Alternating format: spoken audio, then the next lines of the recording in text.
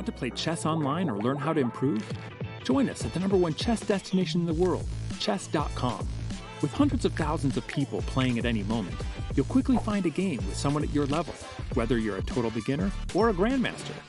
You can play games at any pace against friends, other members, or one of our many computer personalities. Chess.com makes improving fun and easy. Sharpen your game with tactics puzzles and enhance your strategy with our videos and lessons by top masters. Learn from your own games with Chess.com's easy-to-use analysis tool. Regardless of your skill level, Chess.com has all you need to take your game to the next level. Chess.com is your go-to source for chess news, live coverage of tournaments, events, and everything in between. Experience Chess.com anytime and anywhere, whether you're at home on your computer or on the go with our mobile apps. Signing up is free and easy, so what are you waiting for? Join Chess.com today.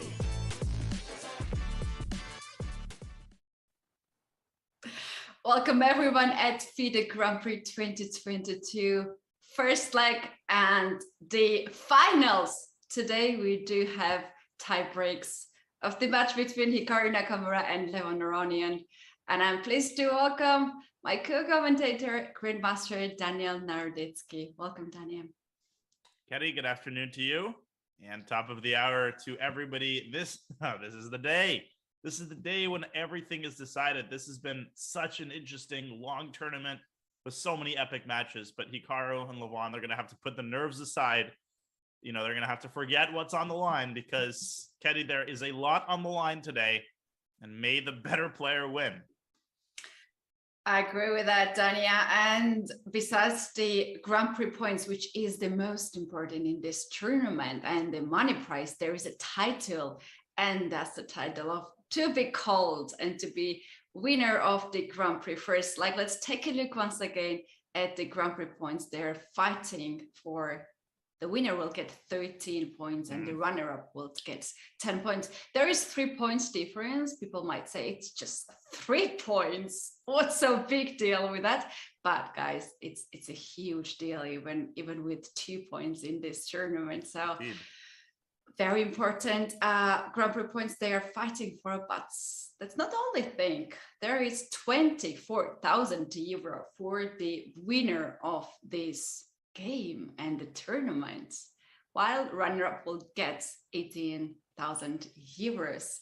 Dania, all those participants who played in the event, 16 players, they guaranteed themselves of some prize money, and even the player who took the last in their group gonna get 5,000 euros. And this is the cruise table. All the games are done, Dania. We had so many games in these 4 groups, and now we are in the tie breaks of the finals. The group stage sounds like it's so long ago, and you think about the path to the World Championship. Only the top 2 finishers with the most Grand Prix points out of all of the Grand Prix tournaments get a ticket to the candidates. Then you have to win the candidates, and then you have to beat Magnus. But they say that a journey of 10,000 miles begins with a single step. And that first step, and it's a big step, will be undertaken today. Both Hikaru and Levon have taken that first step. But today's action will determine who gets those extra 3 Grand Prix points. And Ketty, there's a particular something that I cannot name to winning a knockout tournament. That feeling that you're the last man standing in a knockout tournament is a very special kind of feeling.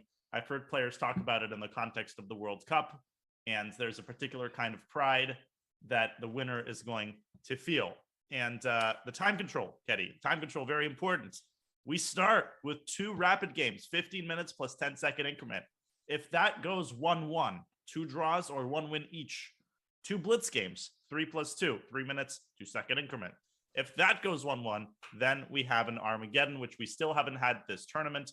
5 minutes to white, 4 minutes to black, but you know the drill. A draw counts as a victory for the black pieces, Ketty.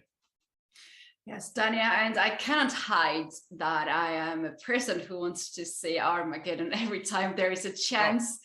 It's a lot of fun. It's a lot of fun for us commentators and also for us, for our spectators on YouTube and Twitch channel. And Dania, it's not out of nowhere. The statistics which we do have between these two players, it says that they have done already 67 draws so far in rapid and blitz games. So that's quite a number. That is quite the number indeed. And speaking of fun and engagement, make sure to vote on today's games. Go to chess.com/events. You know the drill. Vote on the results of today's rapid games and make sure to do that before the 10th move. Don't procrastinate. This is not like your school homework. You want to do this as early as you can. I've already put my vote in. Make sure to put in yours. I did the same, Dania, and I can see one player in particular, Hikaru Nakamura, has the most of the votes. But this is just the end, guys. Just take your time, but do it really fast because it will end soon, and vote for your favorite player, or one who you do think that is going to win. But before that, Dania, we're going to take a short break and we will come right before the first move.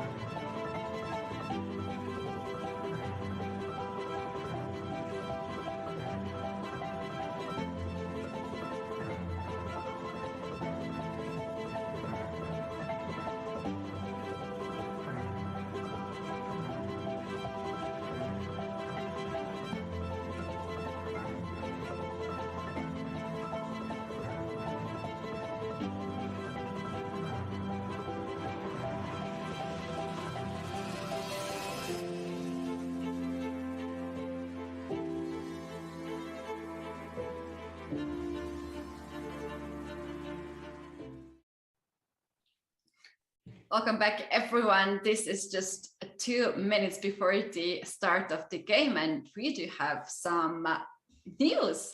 We do have a lineup of the leg 2, Dania, and look at this lineup in Pool B. Anish Giri will step in Pool D. We have Maxim Vasyelegrab. 2 very high-rated chess players are just joining. My boy Sam Shankland is in there. All right, let's go, Sam. And we do have Dmitry Andreikin, a replacement in leg 2 of Ding Liren. Actually, Andreikin has the right to play at this Grand Prix, but he missed the first leg due to COVID, and now he's back and he's gonna play 2 legs. We also have some new players in Pool B. Nikita Vitugov and Amit Habatabai. Very interesting to see new faces indeed. And also in Pool D, we do have Yu Youngi and Alexander Pretke, as well as MVL and Shahriar. Oh no, Shahriar is also joining in Pool D. For some reason, I thought that Shahriar was already taking part in Pool 1 in first leg. It's not bad. Wow, these are really this is a juicy field. Let me put it that way.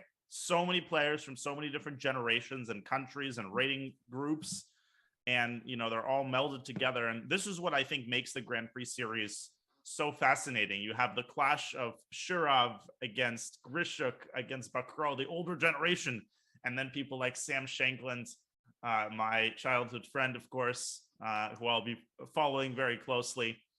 This is amazing. And Dmitry Andreikin has very, very big shoes to fill. Of course, very unfortunate news that Ding Liren will not be able to participate, but Andreikin is a very capable player. I think he has the capacity to go far.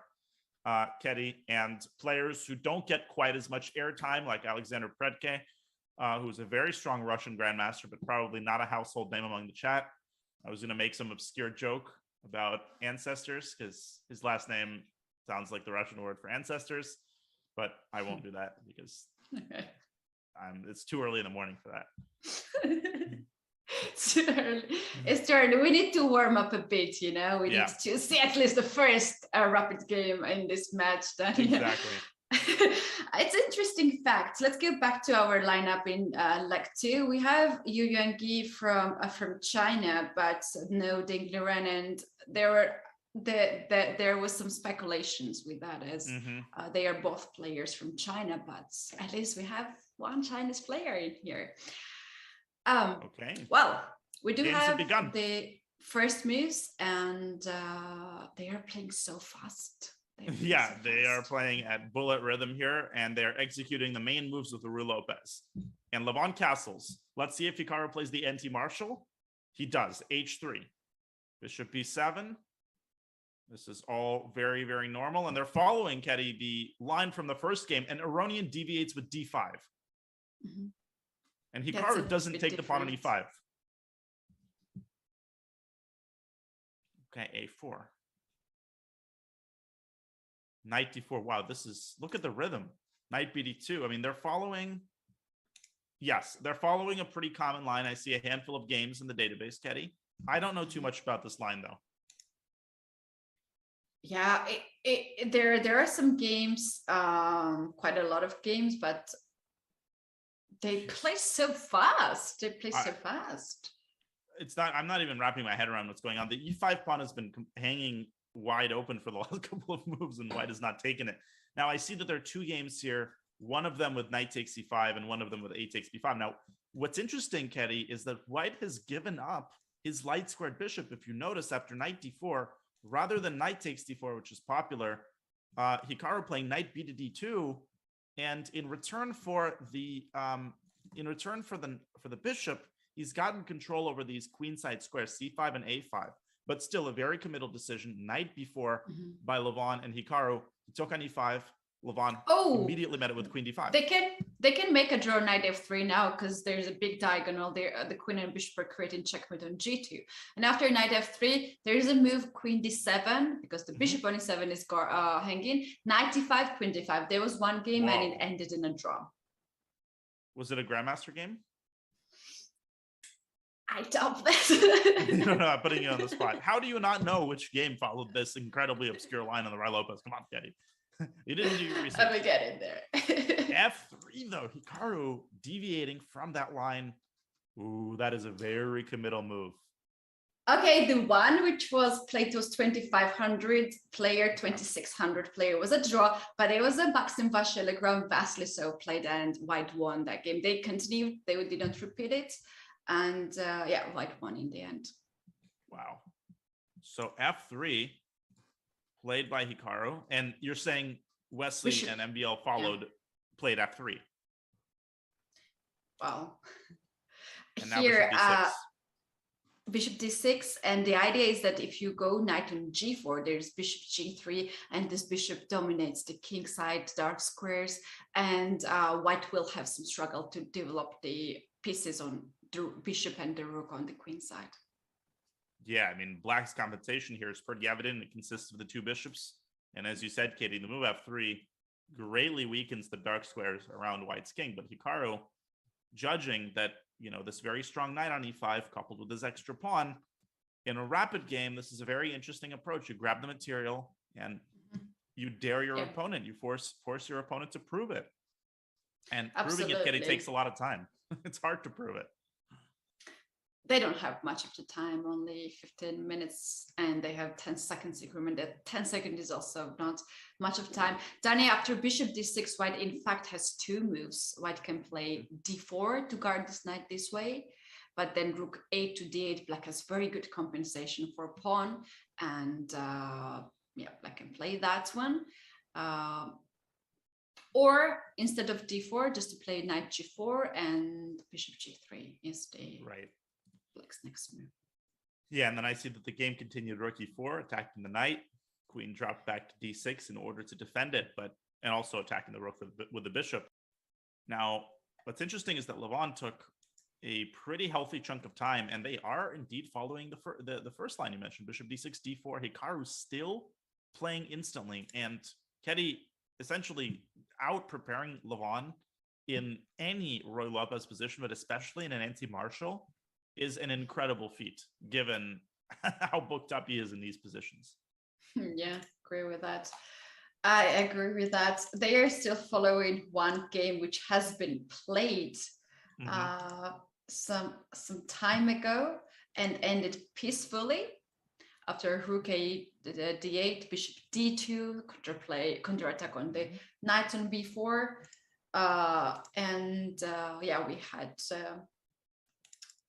rook e8, attacking knight again on e5, and ab. So then we had a lot of trades, and the game ended in a draw.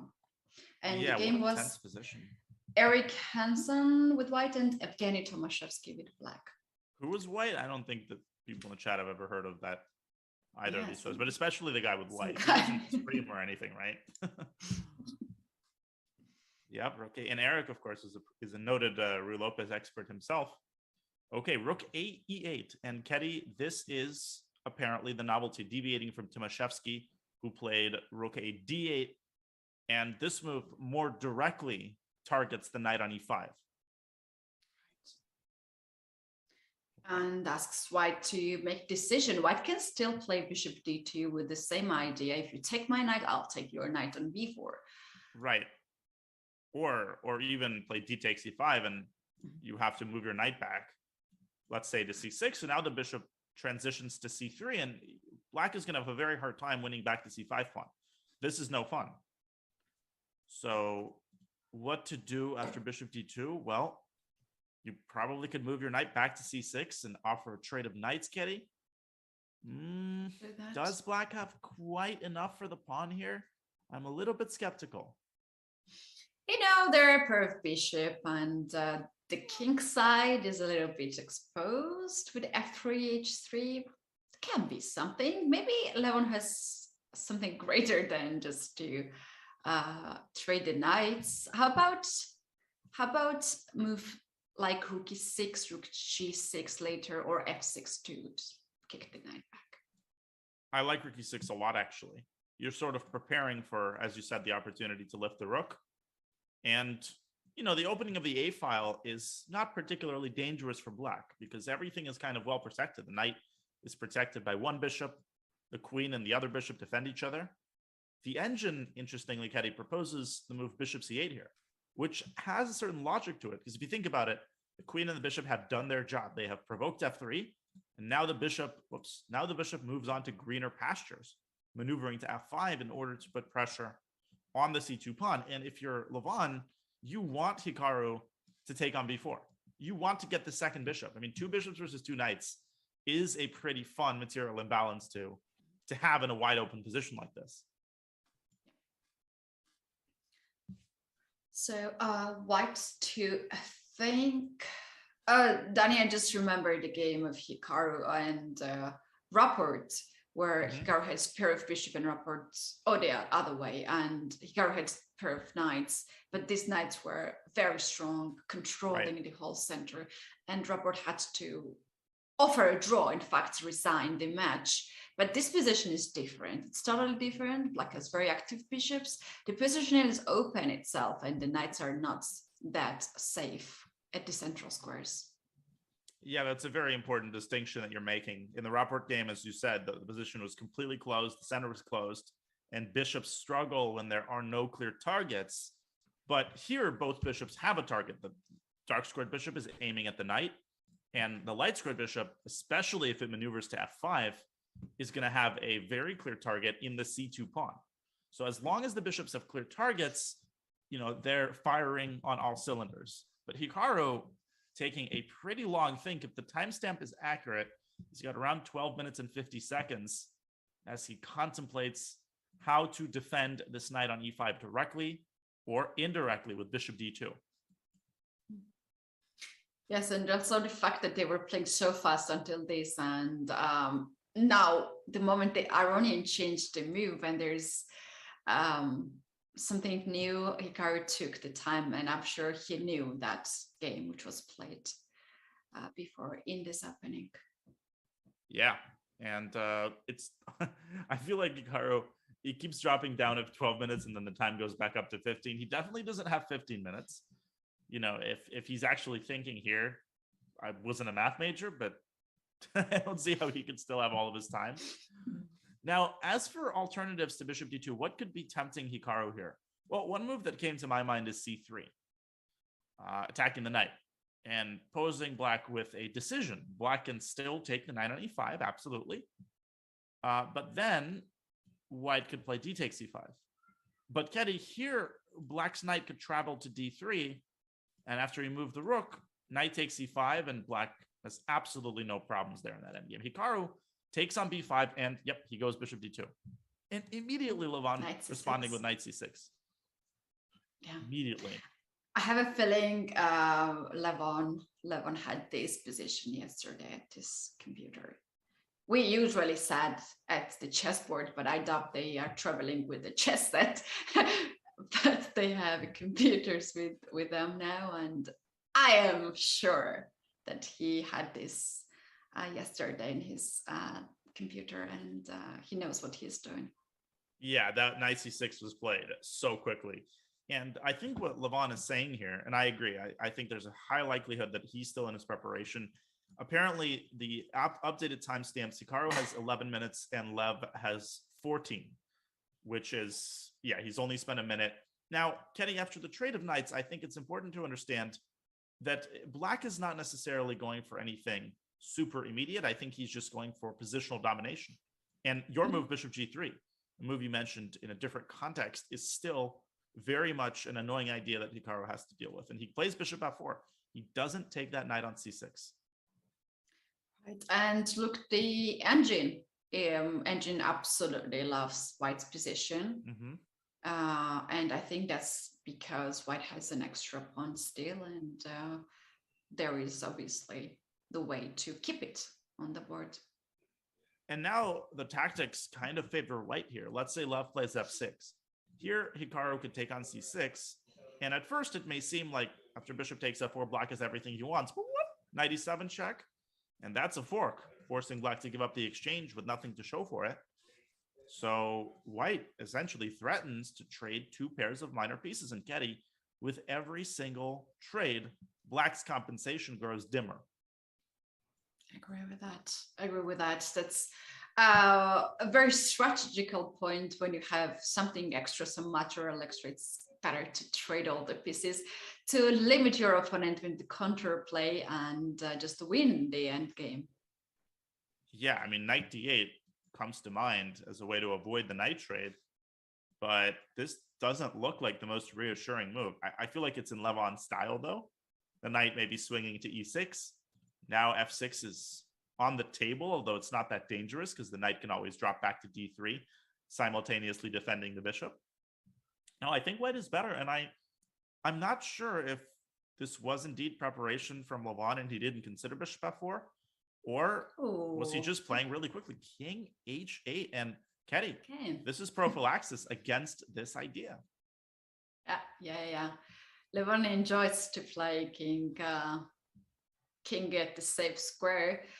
Although in some end games it can be drawbacks and sometimes f7 pawn hangs. Well, it seems to be well prepared from back. Now it's not really hanging, but the engine likes this move for white even more. Yeah, I mean, Stockfish now giving a very significant advantage to Hikaru. I was thinking about the move bishop h2 here. What is the idea? To bring the bishop to a defended square where it's defended by the king, so that if black plays f6, now you don't have the knight c6, knight e7 trick anymore, but you can still take on c6 because the king is more than capable of providing protection to the bishop. I think that's a Hikaru type of move, bishop h2. But the engine also liking queen d2, just getting the queen into the game. Same idea, Ketty, defending the bishop. Well, I love that. And also to have some connection between these two rooks. And later, white can also play after queen d2, knight a5 to try to trade this knight with b of white's knight. Yeah, absolutely. That is not with e5 idea. Knight, but from b3 knight, which is not that active. Yeah, it's not, but it's sort of lying in wait. Well, first of all, it's defending the pawn on d4, and it is also potentially aiming at the c5 square, which is a pretty big hole in black's position. Yeah, it's defended by the bishop right now, but what if that bishop gets traded? So Hikaru doing a great job taking time in exactly the right moment. I think he senses that if he just makes one or two more accurate moves, Levon is going to run out of compensation. And there it is, bishop h2. I like that move. Nice guess, Tanya. Nice guess. I played Hikaru too many times in Blitz. And you know what's interesting, Ketty, is that black can win the pawn back, but it comes at it with a price tag. Black can do this because if you take on d5, black takes on h2 first. In fact, I think it's likely that Levon does this. The issue is that even if white just plays bishop e5 and then rook e5 and then queen d4, at the end, if you get into an endgame, two factors make up white's big advantage. Control over the a file. The rook is coming to a7, as well as the pawn on b5 now being a very, very serious weakness. This is not fun for Levon. No. And in the end games, the king on h8 will be a bit too far to get into this center. And very often white, one side uses that very small detail for its favor. Right. Well, black is thinking here how to play. What else black can do here, Danny? If not trading on e5. I'm about double the running out rooks? of ideas. Rook e6 once again.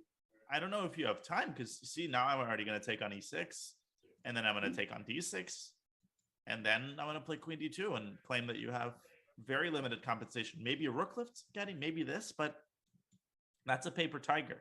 I'll just go king h2, and the bishop and the queen, they kind of bite on granite. With white's queen doing a very important defensive duty, defending that g2 pawn against various shenanigans involving rook takes g2. So none of that with the queen sitting on d2. White is sitting pretty here.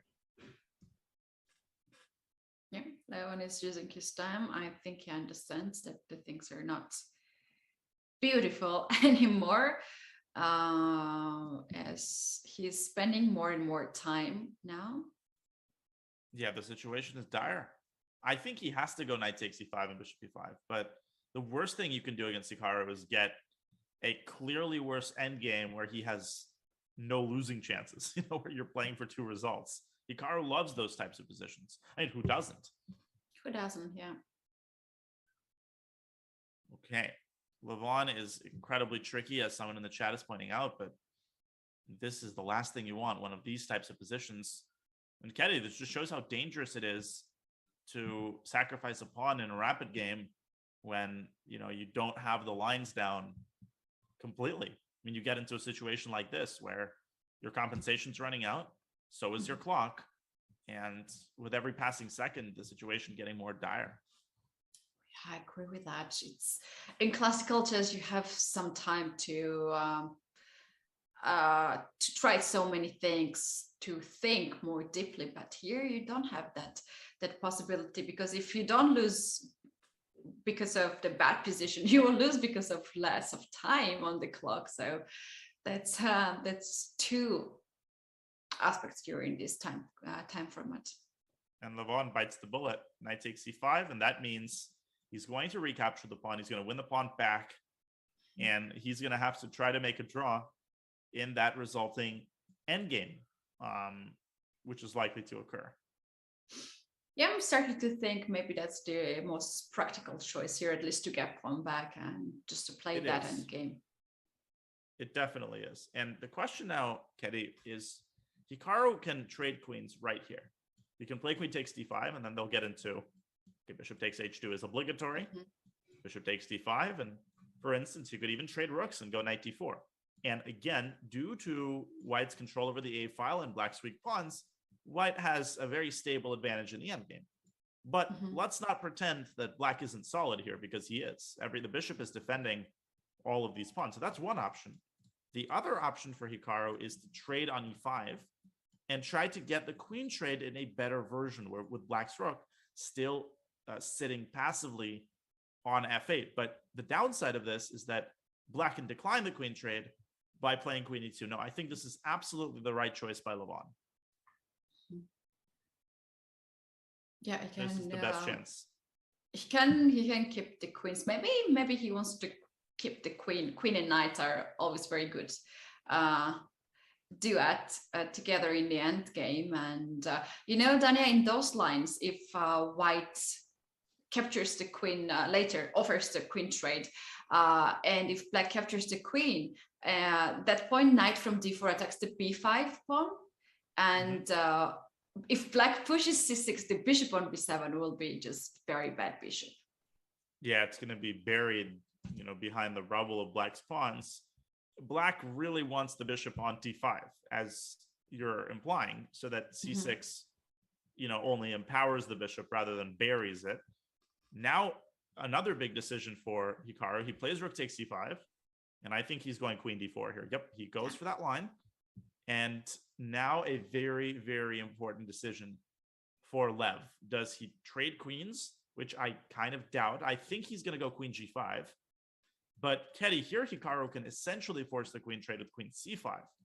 But the good thing is that Black does get to put the bishop on this very important d5 square and follow it up with c6. I think that Levon's drawing chances outweigh White's winning chances, but not by too much. That is a nice knight on c5. Yeah, that's just a slightly pleasant position, or slightly better position in this end game, because knight is really tricky. Knight has a lot of things to attack, and the bishop on b7 is not really good looking. Bishop doesn't have any target, and it's hard to create any target for that bishop. It really is. Like, the bishop has nothing to attack. It is a purely defensive piece. And I mean, regardless of where Lev goes, queen e7 or queen g5, Hikaru can basically pre-move queen c5. And I'll tell you more. After queen e2, queen c5 looks even scarier, because in addition to these two pieces, White threatens knight d4, in some positions, and the b5 pawn could end up being lost. So you might have to go rook c8 here.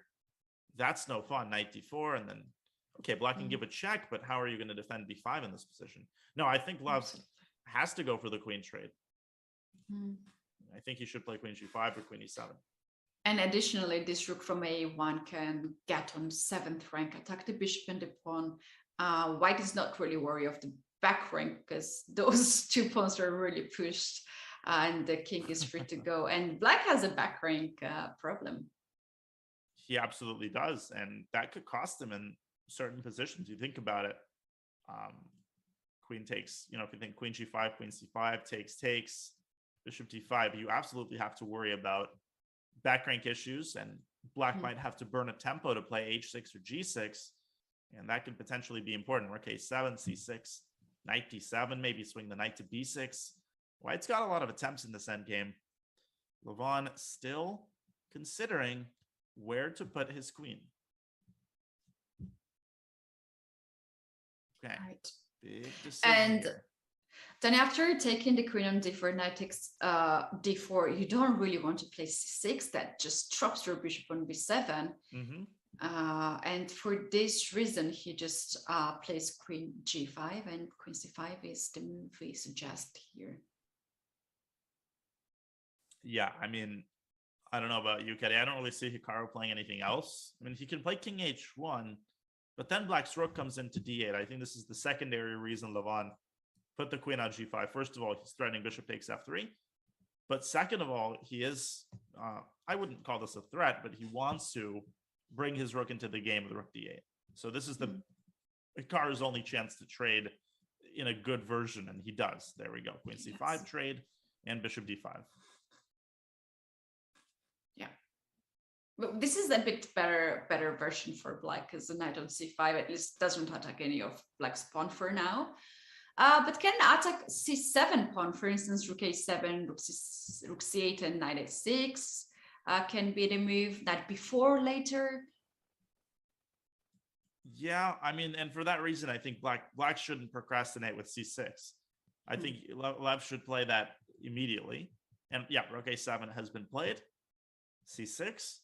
How about knight d7, knight b6? Because f7 pawn will be hanging after that. Yeah, no, I like that idea a lot. And, the point of this could be to combine the attack against f7 and c6. So knight b6. And if you just drop your bishop back and say, well, what's the problem, right? The knight looks trapped. No, rook c7, that's the problem. And you just can't defend this pawn. And, here's my prediction. I think if Hikaru is able to win one of Levon's pawns, I think he's going to win the game.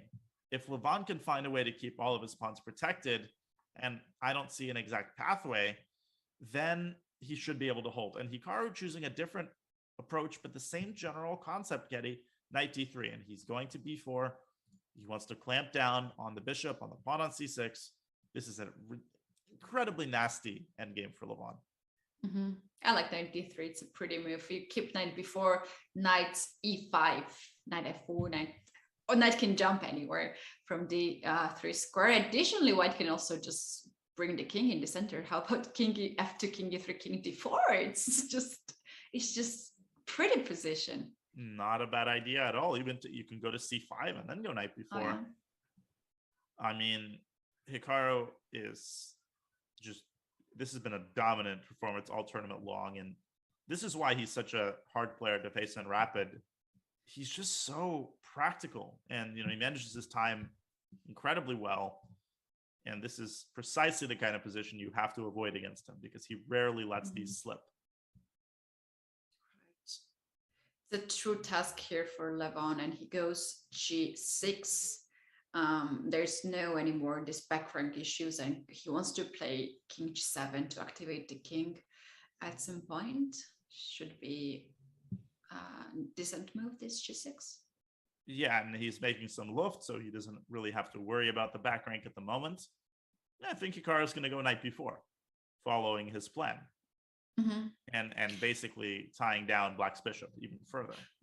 Or maybe that's black's plan to give up the bishop for a knight and then to go to rook endgame. And in the rook endgame, 2 versus 2 on the queen side can be easier task for Aronian to handle. Even 2 versus 1. I mean, in some situations, you could even basically say, okay, I'm going to give up my c6 pawn, but only at the cost, as you're saying, of transitioning into a rook endgame, which in certain cases could be easier to draw, even if you're a pawn down. But the problem is there's a 3-on-3 on the king side. If there was a 2-on-2 rather than a 3-on-3, then most pawn down rook endgames would be drawn. In a 3-on-3 situation, a rook endgame where there's a 3-on-3 on one side and white, let's say, has an extra c pawn, that is usually winning, particularly in the context of a low time control game, because the defensive techniques in those types of endgames are incredibly convoluted. True. That's true. White is taking his time. Do you think he will bring the king, or he will just attack this bishop and the pawn on c6? I mean, I thought Hikaru would go knight b4 quickly, but now that he's taking a long time, maybe he's thinking about keeping maximum flexibility with king f2. Or you could play rook c7. That's another way to prepare knight b4. What I didn't like about rook c7 is that it allows black to activate his rook with rook a8. And Hikaru plays rook c7. That's so scary, Daniel. The moves you are Right. guessing and happening here is really scary. I guess rook a8, knight b4, and Hikaru says that Levon has no way to reach these pawns, but is he sure about that? Rook a1 check, rook c1. This ain't easy. And now black's rook has gotten really active. So how about rook d1 also? Rook d1 to get on d2 square, and if your king goes to avoid that rook d2, then rook can go on g1 and start to attack your white's king side pawns. Right, and Levon wasting no time, rook a8 on the board. And this is a classic defensive technique. You have to get your pieces as active as possible. That is the only chance here for black. I think Lev realizes that, and he says, I'm not going gentle into that good night. My rook is going to be as active as it can be, and it's going to harass white's pawns. Let's see if he finds rook a1 check, rook c1.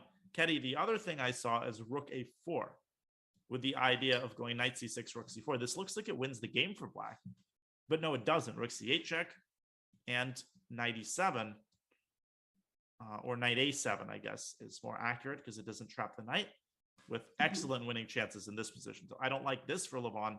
I think he has to give a check on a1 here. Yeah, right. Just to activate rook and try to create some targets that can be an up. He can't really guard c6 pawn anymore. That pawn is the past, and you can just admit that. But instead, you can simply activate your rook. Right. Do you think he's gonna go rook a1 check? Oh yeah, absolutely. Yeah, looks like by far the likeliest. And I think you made a great point. You have to just no. Oh, g7. King g7. Now yeah. This is interesting. Is he going to trade on c6? Because I think Hikaru is taking that pawn. For Hikaru, I mean, this is what this has all been leading up to. What is Levon's idea after knight takes c6? I know what's his idea. Check on a1, king f2, Okay. then rook goes on b1, attack on b2, b3, rook b2. But then I'll go knight d4. Then I'll go knight d4, and I think black is losing.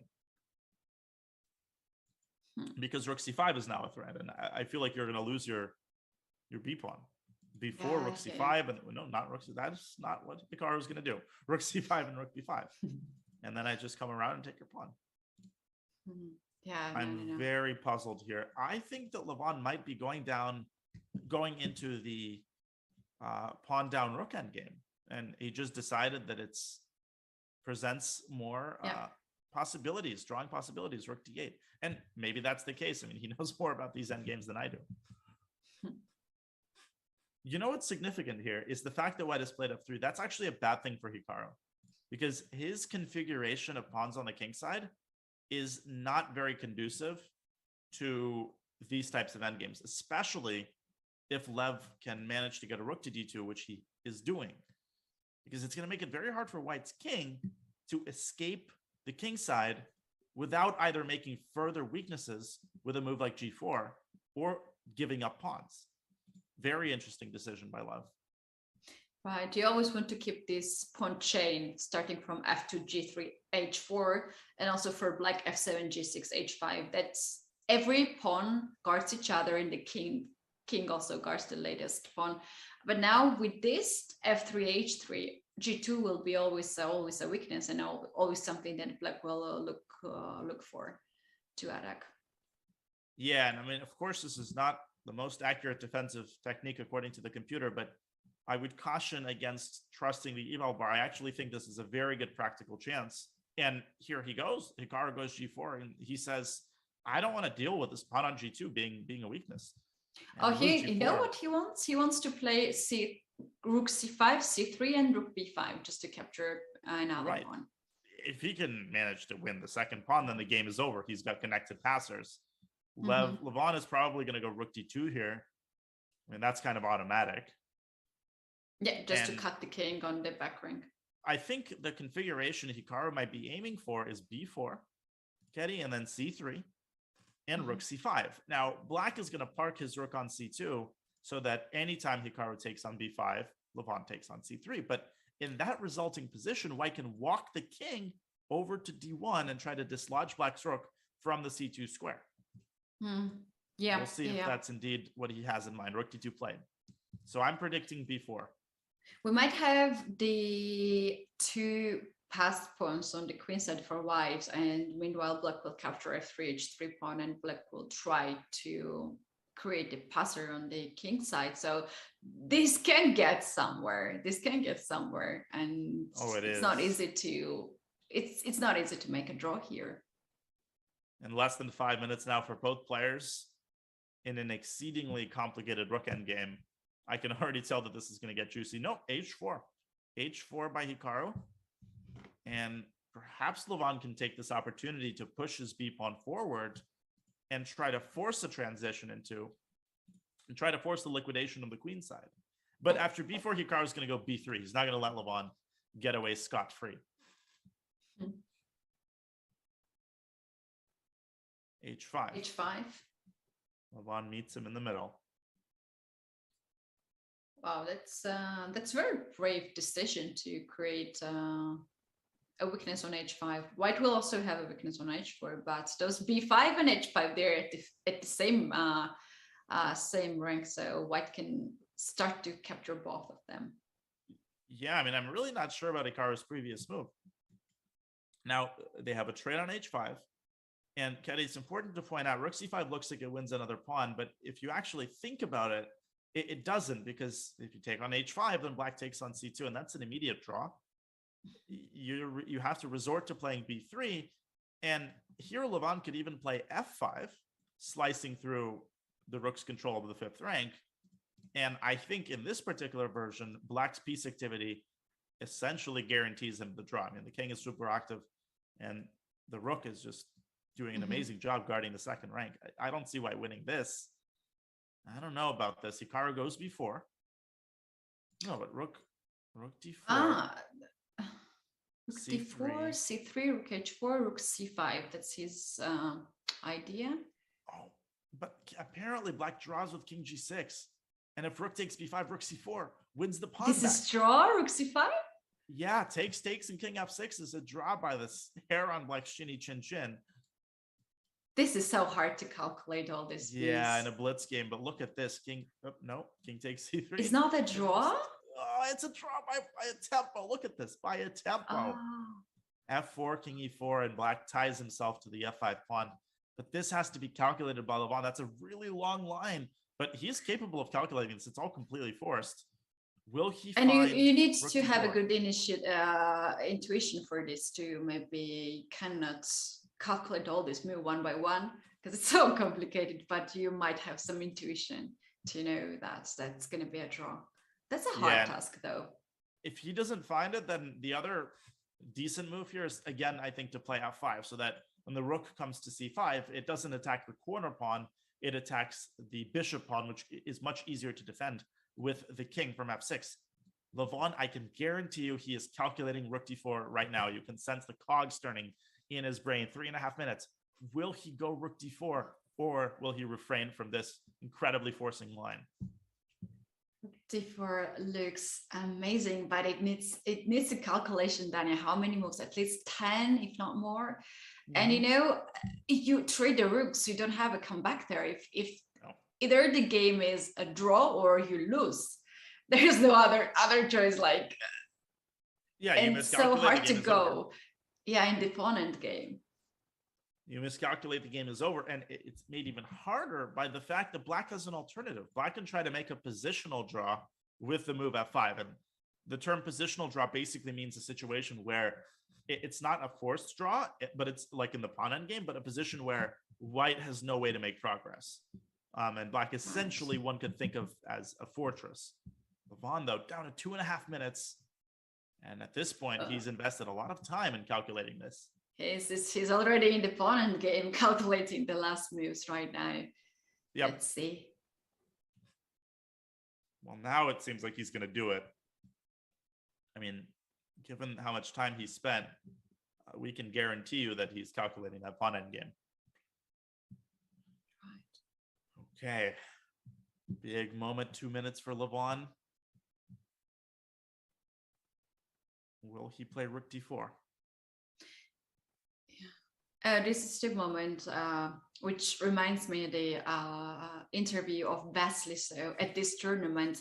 After he lost the game and was out of the tournament, he said that you train all year, you train a lot, and the chess game comes up to this point when you have to make this decision, which is important. And there's no question these two players are amazing in the end game and they have great skills, but they have to make a decision. And that's the most important point. But luckily for Black here, f5 is another alternative here. Yeah, f5 gives safe. very good drawing chances. But now with a minute and change, I don't know if f5 is going to do the trick. Nope, rook d4. Rook d4. Let's go. Rook takes h4, rook c5. We're going to see that on the board. And in that situation, Lev actually has a choice. I mean, king g6 is the most accurate to take the burden off of the h4 rook so that it can move away without giving up the h5 pawn. And that pawn is incredibly important because it presents a decoy, forcing White's king to take, a side road and waste a lot of tempi to eliminate that pawn. Wow. That's interesting. Now Hikaru is calculating all these lines, I'm sure, with that. Daniel move like c4 here does not really work. First of all, the b4 pawn is catched by the Black's king, and Black has nothing to worry. And in fact, these two pawns on the side gonna win a game. Yeah, here Black promotes with check, and if you try to stop the pawn first, then as you said, well, Black can even just play c3 and then h4, and Black is just faster. So yeah. c4 is not an option. I think Hikaru took this for granted. I think he just sort of assumed that rook c5 is winning. I mean, can you blame him? It looks like it wins on the spot. Because as we discussed, if White gets connected passers, 9 times out of 10, that's going to be winning. But because of this very specific rook c4 resource, Levon is, on the doorstep of pulling out a very important draw. If he can make a draw here, the momentum is surely going to be on his side going into the next game. Right, and also the way how Hikaru played all the game is also very impressive. He took the challenge, he took the pawn in the middle game, and then he played so accurately, not given a chance to Aronian. Now he goes with king g2, okay. So there's not rook c4 anymore here. And after this, maybe king g3? Yeah, king g3, I think Levon's going to go rook f5. And what's important here is that if rook c5 happens, then Black can even take here and then go king f6. No, and White is the one White is losing here, actually. So White has to be careful too. It's not this king g2 wins the tempo here. Like, for instance, after rook f4, can White go for rook c5? Yeah, and then king g6. Essentially, if you compare like mathematically these positions, they're the same. with a king on h2, white goes king g3. And here white has exactly the same options, king g3 or king h3. The king merely repositioned itself on the second rank. But from a mathematical perspective, this is so paradoxical, Ketty. This looks so winning for white. How can this be a draw? I mean, black has to still take both of white's pawns. Yeah. And yet it's a draw. And yet, if you just follow the line, white is not in time. King d4. Amazing. Just amazing. Many of us would just stop calculating at that point where white has 2 extra pawns. No, but now it's easy. And Hikaru better not play rook c5 because he loses there. No, he goes f4. Now, rook d5 or f6. f6 should be a pretty easy draw here. No, the worst is behind him. Yeah. There is no any breakthrough on the queen side with c4. Black will always capture that pawn and play rook b5 and stop b pawn coming forward. But we know that anything can happen in these time scrambles, even if it's a dead draw. Okay, h4 check. I think that's a very practical decision. Oh, king g4, he can play h3. Look at that idea. And then you can't take the rook because of h2. No, this is a dead draw. I think they might agree. Rook f3. White's king is cut off. Black's rook anchors itself to the c3 pawn. Yeah. Daniel, this is the most accurate game I have seen in Rapid's game. They don't make mistakes. No, they really don't. I mean, they're just in phenomenal form. And I think Hikaru has one more attempt, Ketty. One more attempt, which is to get this king to d4 and then to go around and try to win the pawn. Mark my words, this might be a draw according to the computer. The game is not over yet. White has one more very serious chance, and Levon has to be very careful. Right. And the drawing idea, apparently, is rook d6, using that very same concept that if white takes, black goes rook c6. Otherwise, the rook parks itself on b6 and makes it essentially impossible to win this pawn. Not a simple idea at all. We have this position, and now this is the final call for Levon to find this idea. King f6, king f4. Here comes Hikaru's king, though, to d4. Don't shovel dirt on him yet. There's one more attempt, and I'm not seeing off the top of my head how Levon defends the b pawn after the king makes its way to d4. Mm-hmm. Rook h3, king d4. Oh, maybe then checks. But then I go king d3, and I walk my king around to b3. I b3, guess, yeah. And then I guess you play f5 in the end. f5, I guess yeah. You force the king onto b3, and then you run your pawn down the board as quickly as it'll go. Whoa, whoa, whoa, whoa. Ooh, look at that. What was that? What was that? Rook c8, rook b6 check, and king d4. What did Levon just do? Oh my goodness, he just lost his mind. He just lost his mind. He's lost. Now He's not going completely. to work. What was rook d8? What was rook d8? You have to go rook g3. Oh my goodness. And I told you it's not over.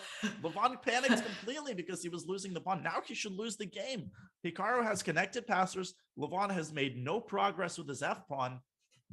This is unbelievable. Wow. And he had to make this move on a second. King e6, though. That's not over yet, though. Levon's still withdrawing chances. He's threatening f5, Ketty. But this is as good as it's looked for Hikaru in 20 moves. Rook d3. That's the chance that he's going to take for sure. And you know what the strategy here is, Ketty? It's to go king d4, king c5, push the pawns as far as they'll go, and then at the very end, you can always give your rook up for the f5 pawn. Okay, rook e8. Oh my god, I had a heart attack. I had a heart attack to see that. And Hikaru says, I'm getting the rook behind the pawn, just like my mama taught me. I'm going to go king c5, b5, and run these pawns up as quickly as they'll go. This has to be winning. I don't see how Aronian can make a magic here. Is there any practical chance for him? There is. I mean, rook f8 check, king g5. He's going to have to go king g4, f3, king g3, f2, very laboriously advancing his pawn. But that just takes forever. What is that? Strange move. Strange move. But I can see the logic. I mean, I guess he wants to push the c pawn. just looks weird. He I don't know. wants to keep the king to control F pawn. That's But king weird. e7, king e7. I don't know about this. I guess also king g5 is interesting. And then king g4. He goes king f5. I don't love that decision by Hikaru. I think king c5 was pretty straightforwardly winning. And then just start pushing those pawns, c4, b5. That had to be winning tempo-wise. But Hikaru down to his last couple seconds. There's a 10-second increment. What is he going to do now? b5? What's the move? Oh, man. He definitely hasn't lost on time. I can guarantee you that. Oh, wow. You know, if you push b5, then black can also push f3 and you cannot leave your b pawn just like that and chase for f pawn. Keddy, nerves. Nerves. Okay, we're waiting on the move. b5 was played. 30 seconds, and you called it. Levon wasting no time pushing that pawn. Should still be winning for Hikaru. Rook f8 check, king g4, but it's now a mess. Hikaru has made a hash of this. And if he goes b6, Levon can dial it back to e6. And I think the king is in time there to stop white's pawns. This might end in a draw after all. What's Hikaru's move? 4 seconds, king e3. No, but now king e5. Now king e5, king takes f3, and just rook b3 wins the pawn. And this should be a draw. And the poor king being cut so far. Will Levon see rook b3 though, or king e5? Of course, he can't see that, Tanya, right? Rook b3 is elementary here, and he plays it. Yeah, he goes for it. Hikaru should probably try king d3. Last chance. But if Levon goes king e5, if Levon realizes that he should just advance his king toward but why not pawns, f2? Why not f2? Rook f8 check. And then king e6. King e5. Yeah. Or king e6, king c4. Even this should be a draw. Rook b2, and black's pawn is too far advanced here. But I think, Keddy, the cleanest draw is just to play king e5 straight away. Right. Unreal. And king e5, king c4, it's still not over. I feel like Hikaru still has practical chances here. I know everybody in the chat thinks it's a draw. Still practical chances for Hikaru. This is not king that g4? easy. King c2. I think is not this king here too far? It's a risky idea. Rook a3. Hikaru has played king c2. Levon not choosing the cleanest approach, that's for sure. Rook a3. f2 now. F2 now. But f2 no, now. no, Rook f2. f8. Rook f8. He's blundered again. Rook f8. What is he doing? The king has got it. Keddy, rook a3, king b2, rook a5, c4, and no, now he's lost. What did he just do? Now he's completely lost. He can resign. Look at black's king. It's cut off by the rook. It's over. No Hikaru's gonna way. Win. Hikaru's gonna win. Me. No. Oh my goodness, that was... You don't see this quality of play often unless there is as much on the line as there is. And Levon has resigned. Hikaru wins game 1. Wow,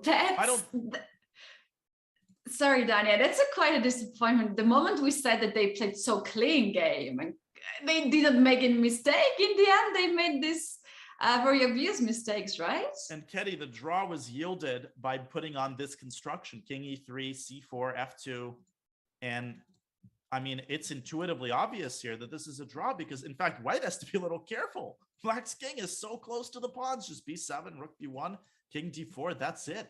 Sign the score sheets. Game 2. Levon at several points this game, inexplicable decision-making, time pressure or not. And this is what Hikaru does. He's made a career of this. He does this in blitz. He doesn't always play accurately all of the time. But guess what, Keddy? When push comes to shove, you know, when the ledgers are written at the end of the day, Hikaru is the one who has the last laugh. And he's the one who punishes. Savelli Tartakover said, the player who wins is the one who makes the second to last mistake. Hikaru puts himself in a position where he is likeliest to make the second to last mistake. Unbelievable. Yeah, I agree with that. And we just got the notification, the text that Levon lost on time there. But it's already over. Make any move because he understood that he just cut it his king by playing king g4. Yeah, that was I cannot believe. So bad looking move to go king so far from all the action, right? This honestly to me is the most inexplicable move. Now, according to the engine, rook a3 still draws here. Rook a3, king b2. And Ketty, here's the idea. You go rook a5, okay? Right. c4. Now you go f2 and king g3. Why did we put the rook on a5? In order to prevent white from pushing his pawns easily. And if black goes b6, now this is admittedly hard to see. Rook a6. Now if b7, then rook b6. But if c5, you go all the way back to a5.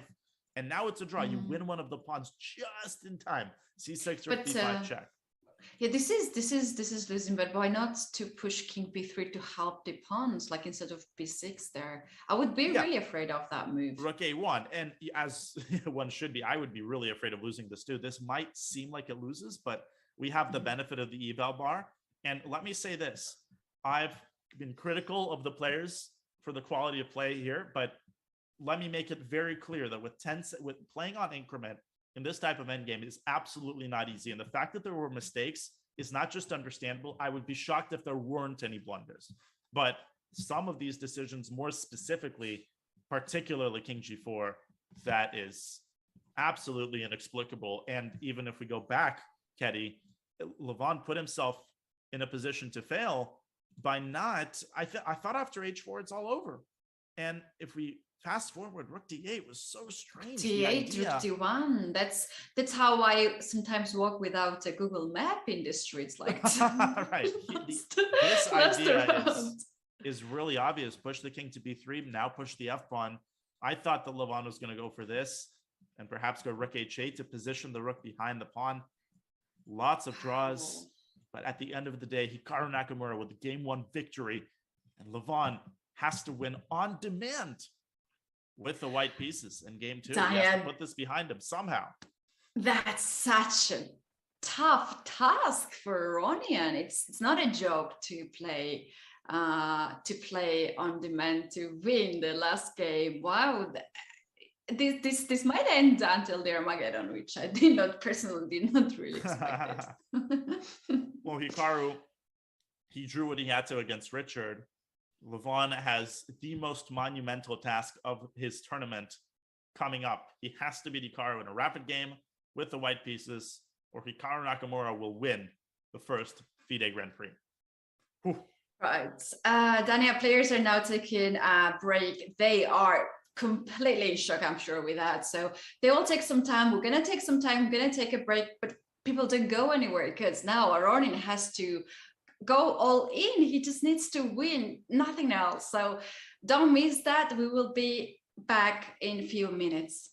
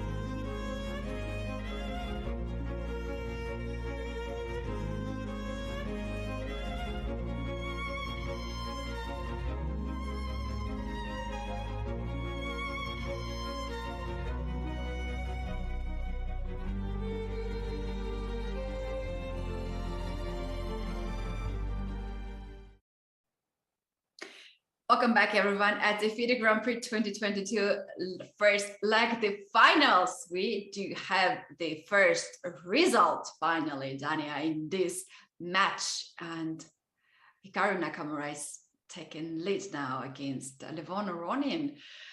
So what do we expect in the second game, Dania? Well, Levon has to set the tone in the opening, because when Richard Rapport was in this very same situation, he didn't get off the ground, and Hikaru has a way of shutting people down in the opening. I mean, he's got such a solid repertoire. I don't really see Levon going e4. I mean, Levon played the Italian against Hikaru. I would really, if I'm Levon, I would vote against the Italian. I just don't think that's the way to produce winning chances against Hikaru. I would go 1c4. I feel like that move probably gives the most guarantees in terms of an unbalanced, rich position. Levon isn't even necessarily going for an advantage in the opening. He just needs to get a rich position where he can plausibly outplay his opponent. Then he needs to forget whatever happened. It's very hard psychologically to get over such a painful loss, but he has to do it. He's a well-experienced player, and he has just to get over and start from the empty page this next game. Dania, I was watching the Twitch show after the game yesterday when Hikaru Nakamura joined his team on Twitch. He pointed out that so many things changed lately for him, and now he has this work on Twitch, and he feels like he don't have much of the pressure on him to win the games and the tournaments, because he's doing the work he likes to do a lot. And for this reason, he feels free to play a good chess. And he said that for this reason, he got himself now in the finals, and he plays really good. Yeah, I mean, you can just sense the confidence. And I remember there was a cover of New in Chess magazine years ago where it was Hikaru, and the quote on the front page was, "I lost my fear of losing." And this, is a process that Hikaru has undergone several times in his career, and it seems like he's right there again. It just seems like he's playing without any fear. And that's not to suggest all of his games are perfect, because obviously they're not, and nobody's games are. But it's just, he's just putting so much practical pressure on the opponent every single game that he makes people look bad. I mean, the per capita amount of mistakes that people make against Hikaru is vastly, I think, greater than even that against other super GMs. And I think this is because of Hikaru's very unique style and his ability to generate problems really out of the blue and in situations where others would pass by these types of opportunities. Oh yeah, I agree with that. That's a very good point, that he's never gives up until the very last moment. If the position is drawish, he's trying to find the last resource. Yes. Still, and that's a lot of tension in the opponent, especially when it's blitz or rapid. There are not much of the clocks, and the way how Aronian played with black pieces was really unique. He sacrificed a pawn in the opening, then he had not pleasant position, but he did an amazing job. At the moment when it was already the last part and the drawish parts, he made what an incredible mistakes. Yeah, so just like I'm showing all of that, they get into this end game. Lev wins the pawn back, but Hikaru obviously with the advantage. And he pushes.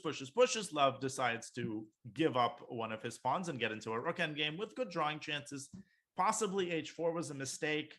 H5, very alert response from Levon. So far, it's an incredibly clean game. Okay, Hikaru missed maybe some opportunities, but at this point, it seems like the game is over. Once Lev played h4, I can assure you, Ketty, that he thought it was a draw. He did the hard work of calculating that pawn endgame, and now it seems like all that remains is the easy work of holding what looks like a dead draw.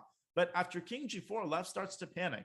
See, the problem is after king f4, king e4, king d4, the king defends c3, and black is going to end up losing the b5 pawn. So he's got to find the right way of giving that pawn up and using his f pawn for counterplay. This is where he starts to slide off the rails. Rook h3 here was definitely the cleanest, but Levon going rook d8 and giving up the b pawn. Then rook d1 is another mistake. He had to go rook c8 here, but maybe it's already lost. And Kedi, then Hikaru making a very strange decision at several moments here, but particularly the move rook b8 seemed like a waste of tempo. It gave Levon the chance to activate his king. And king e5 here is the simplest draw by far. Just move the king in and then go rook b3 and sign the score sheets. But Levon, first here, he went rook b3, complicating his task. Once again, king e5 is a draw, and he goes the wrong way. King g4 and rook a3 was the last chance. f2 simply allows Hikaru just to win this pawn and cut the king off. Just a very uncharacteristic sequence for Levon. You have to put it behind him. This game might cost Aronian 6,000 euros, not only 6,000 euros, but also 3 Grand Prix points. We have been talking about this so much, how important is 2, 3, 4 points at the Grand Prix, because we do have last final 2 spots for the candidates tournament 2022, and that's the only chance to get at the World Championship match, which is the dream of all the players, dream of these 6 players, which you can see right now, but they have guaranteed themselves the spot at the candidates tournament from different events, and they are now safe. But last 2 spots here, that's still not clear, and those Grand Prix points are very important as we actually started to talk about the lineups of the second leg. And here we go. So many strong players are coming into. Oh no, one I more. was wrong. In Italian. I am honestly very surprised, really surprised. But hey, Levon knows better, and it's entirely possible that he's just following. It's possible that he decided to play the same variation regardless of the result, which would be an interesting strategy because he believes in his preparation. Very often players are preparing some opening for a tournament, and they're keeping it to go with a little bit changes. And this is something new, right? We don't see d4 before. He's got rook e1 straight away. And after d6, Levon has actually saved a tempo on the move d3. And the Italian generally white plays c3 and then d3, and then only later plays the move d4. But here, Levon has found a way to get that pawn to d4 immediately. And I like that idea. All right. Okay. But it has a very good center with e4, d4, pawn on c3 supports that center. Is white going to develop the bishop on g5? Knights. Yeah, I mean, after castles, I can totally see him going bishop g5, h6, bishop h4. Or Levon could also go bishop e3. And the point is that knight takes e4, I think, runs into d5. And you're going to have a big problem with your knights, both of which are now hanging. Right. So this is not very reassuring. I'm not sure if Hikaru already committed an inaccuracy, and there's bishop e3. Levon's still in his preparation. Knight e4 is a very important move here, and the decision that Hikaru cannot make that easily without thinking a bit. And this is going to be the second game where Aronian sacrifices a pawn for an initiative. Yep. And Hikaru taking his time. He's definitely slightly worse here. h6, preventing anything from coming to g5. And now the natural move would be knight b to d2. But perhaps Levon will arrange his pieces differently after knight b to d2. The one thing that bothers me, Kedi, is the possibility of taking and then going d5. And basically getting this position, which looks incredibly solid for black. I mean, especially with this knight sitting pretty on d5. So maybe Levon should go bishop d3 here and prevent or take the sting out of the move d5 because it doesn't come with tempo anymore. Right. Is there a chance that he would consider to close the center with d5, or he doesn't want to give up this control over the center? Yeah, I I don't think so. I feel like d5. Also, the bishop on c4 kind of looks a little bit dumb here. If you think about it, I mean, black is going to trade on e3 and then go knight e7. Now, we saw Andrei Esipenko outplay Hikaru in a similar position, but here black has many more extra tempi. The bishop has to drop back. I mean, Andrei, by this point, already had b4 and c5 thrown in. So this is not quite the same thing. Bishop b3. Bishop b3. So the pawn on e4 is still hanging, but it's not good to take, as we have seen d5 hits the knight. And black has to take then bishop on e3. And Daniel, there is a computer line there, and black has to sacrifice a knight on f2. Oh, you're saying after knight e4, right? Like ed or knight e4 d5. Yeah, bishop e3, rook has e3. To take bishop. And knight f2 here, yeah.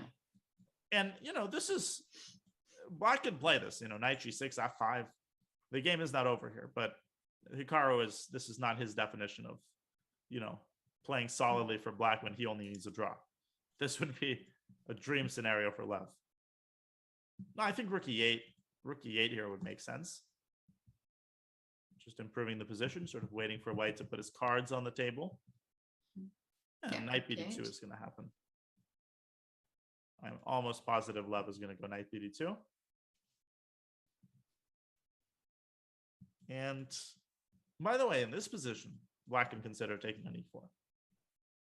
This is a different story because now, if you play d5, black can play knight takes d2.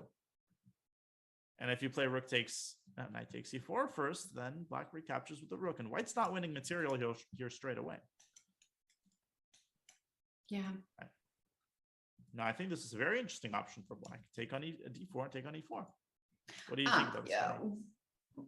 I would be a little bit afraid of that bishop coming on c2. For instance, takes on d4, knight e4, knight takes on e4, rook takes e4, and bishop c2 with the idea to play queen d3 next move. And the knight is not on f6 anymore. So now bishop c2. Oof, you have to make this move, which is, of course, incredibly weakening. Yeah. And now you can move the bishop somewhere. Yeah, get control of the e5. d5. Yeah. Yeah. No, I mean, bishop g2, bishop f4. I feel like from an objective standpoint, black should be fine here. I mean, yes, the pawn is on f5. Black's king is weak, but it's not the worst king I've ever seen. But this would be a very committal decision for Hikaru, and not one that he's going to play without a sufficient amount of thought. Okay, maybe because bishop d7 is always a possibility. You can kind of keep the status quo with bishop d7, or b5 or one of those moves. So, you don't want to take on d4 unless you're confident that, you feel like you can get away with grabbing that pawn on e4. Right. Black can always go. Oh, sorry. No, go ahead. Black can always go with knight at h7, knight g5 here with Hikaru's favorite manoeuvring, or just to end the development by bishop d7 on the queen side. Yeah, so he goes for the status quo approach. I think a very practical decision. Very practical decision, keeping his king safe. And for Levon, he has to avoid getting nervous, and he has to avoid getting impatient, Ketty. He has to play exactly the same way he would play as if, let's say, he won. Well, not as if he won the first game, but as if the first game ended in a draw, right? You can't force your way into beating Hikaru. I think the only chance is to keep the tension for as long as possible and, pounce very accurately on a mistake. Wow, the engine proposed queen b1. We were, that's strange looking move. Sorry, but I like it because white wants to play a4, queen a2 to hit the pawn on 7. Oh, he goes with it. He's played it. What an idea by Levon. And you said it, a3, queen a2, or a4, queen a2. That's the Rubinstein idea, as it's known. A very uncommon, but one of my absolute favorite maneuvers. Wow, brilliant. Levon is in a really good shape, finding all these brilliant moves. Daniel, we were talking a lot about how stressful it is, the situation for Levon. He's in must-win situation. But what about Hikaru? It's also not easy when you are advanced in the last game, and for you, draw is also a result. Then you put so much limits on yourself, and there is tense from both sides right now in those two players' mind. Yeah, I think almost in a certain way, you could argue, you could make the case that it's almost easier to play from Levon's perspective here because, you know, he lost the first game. He knows what he has to do, right? He has to go all out. And, you know, that makes a lot of decisions easier. Like he can throw out a lot of possibilities on the basis of the fact that he has to win this game. Hikaru, on the other hand, has to constantly weigh the pros and cons of every decision. And some decisions, you know, he's likely to reject because they're not solid enough. And that can interfere into the proper course of thinking. Now, he's slightly worse here, no question about it. His position is quite passive. White has control of the center. But now the question for Levon, how does he improve? And wait a minute, Ketty. He's got a3. What if black takes on d4? And then grabs on e4. What exactly is Levon's idea here? Maybe he wants to pin the knight. Takes h6 is possible. Let's say Hikaru doesn't do it. He goes queen f8. Interesting. And does Hikaru maybe want g5, queen g7? A queen maneuver of his own? And also he defends f7. So queen a2, he's taken the sting out of. Just because it won't attack anything. If queen a2, then now black can really take on d4. As the queen f8 guards f7 weakness, and there's also no pin on e file. So he's getting ready to capture pawn on d4 and then on e4. Exactly. So white's queen is now tied down to the pawn. I would vote bishop c2, but now g5 looks a little bit worrisome. Don't fall asleep on the king side because black could get a pretty big attack after queen g7, g4, and, you know, king h8, rook g8. This is the Italian, and white's king is never entirely immune from a sudden attack of this nature. White goes with queen d3. That's still a possibility here for black to push g5, right? It is. It is a possibility, but I think Levon, I mean, that queen is nicely centralized, and I think Levon could play knight f1 here and try to exploit the drawback of the move g5, which is, of course, the weakness of the f5 square. Kelly, another thing I have to add is that rook a d8 looks like a very natural move, but I think it loses the game to d5, and you lose a piece.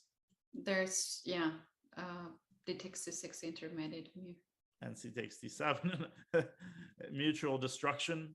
But at the end of the day, black loses the bishop on e1 because he's going to have to take white's second queen at some point. So queen d3. And now he's thinking. Time advantage as well for Levon. This is as good as it gets for him out of the opening. Right. Slightly better position, slightly pleasant to play, and better situation on the clock too. All these aspects can calm him down and forget the painful loss and just to focus here on this game. I think he's over the hump. I think it's quite clear from his play early in the game that he's not thinking about that game. He's playing inspired, solid, you know, chess in his style. He's playing quickly. And you know what's funny? The move knight h4 is kind of cute. Threatening knight g6, which would trap black's queen due to the pin. I love that. Of course, Hikaru wouldn't miss it. Hikaru would go king h7, I guess. Now maybe Levon can play f4. That is an interesting idea. Just blasting through the gates here, trying to create as much tension as possible in the center. What an idea! Knight h4, knight g6, winning a queen. Right. You never know if your opponent is aware of that. You can always test. You can always put some test on your opponent. And additionally, it helps white to start the kingside attack. I can see Levon doing that. That's kind of that's something I'm sure Levon could get behind. No, he goes rook ac1, instead deciding to keep the tension, and he continues to beautify his position. But perhaps Hikaru could now go knight a5 and c5, expanding on the queen side. And Caddy, this is a very, very typical Rui Lopez idea for black to go knight a5, c5. And guess what? If you give black too much time, he's going to go rook a c8, and he's going to start pressuring white's queen side. I don't like Levon's last move at all. I feel like rook a c1 was too slow. I thought if he makes a prophylactic move, he should drop the bishop away so that if black moves the knight, white will have time to play b4. Now Hikaru is going to get c5 in, and I think he's making tremendous improvements to his position. Another inaccuracy there for Levon. Sloppy. Do you think he might leave this bishop there and give that bishop up and play something like d takes e5 and try to get this knight on c5 square? Yeah, it's possible. But after de, I feel like Levon will feel like it's just too symmetrical, right? The position simplifies a little bit too much. And even though white is definitely the one aiming for the advantage, no question about it, make no mistake. But the simpler the position, the less likely that Hikaru is going to do something wrong. No, bishop a2 c5. He's on the board. Maybe b4 can be tried here by white. I'm thinking Levon might be orienting himself toward b4. Yeah, rook c1 seemed to be something, some sneaky move, waiting move. So white would like just to wait a bit on the queen side, and maybe he wants to expose a queen side with c4 or take first on b4. We're going to see that very soon. Yeah, I think c4 is a pretty big deterrent here for white. Look at that bishop on a2. How does it activate itself? I mean, it can drop back to b1, but then it's staring at the e4 pawn. No, the bishop is simply terrible on a2. So I'm not sure what Levon does here, if I'm totally honest. I mean, maybe a move like rook c to d1. How about to take the pawns in the center and push c4 by white? Yeah, I could get behind that, absolutely. It weakens the d4 square. That's the one thing that bothers me about this. Maybe rook a d8, sure. Maybe knight c6. Get this knight around to d4. But knight c6, the end's in life, but I think you can take. Oh, the idea, Caddy, I think, is knight b4. I'm attacking the bishop, right? Queen c4, bishop e6. Exactly. No, queen c5 is... Wait, this is funny. Queen c5 is actually not as bad as it looks because black's queen is trapped, but black can just go knight takes a2 and take all of white's pieces. That's a funny detail.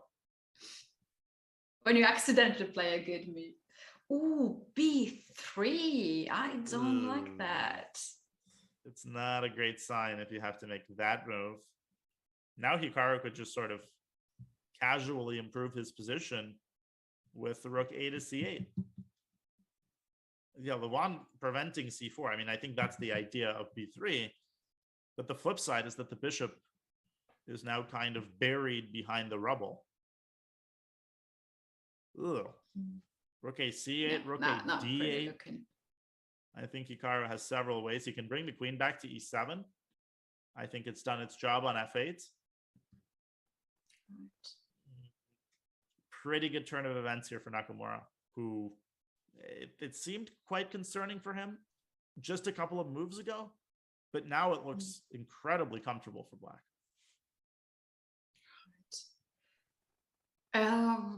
He wants to play bishop e1 to keep the pieces on the board and then to start some maneuvering maybe on the king side.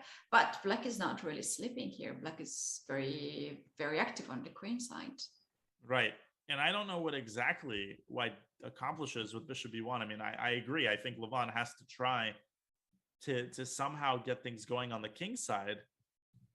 But black is so solid here. There's no longer any targets, and with the bishop's diagonal closed off, I'm not sure where the attack is coming from. Hikaru, though, taking a good chunk of time here, trying to work out the best way to seize the opportunity and improve his position. I feel like he's pretty close to achieving the desired result here. Yeah, very close, very, very close. Seems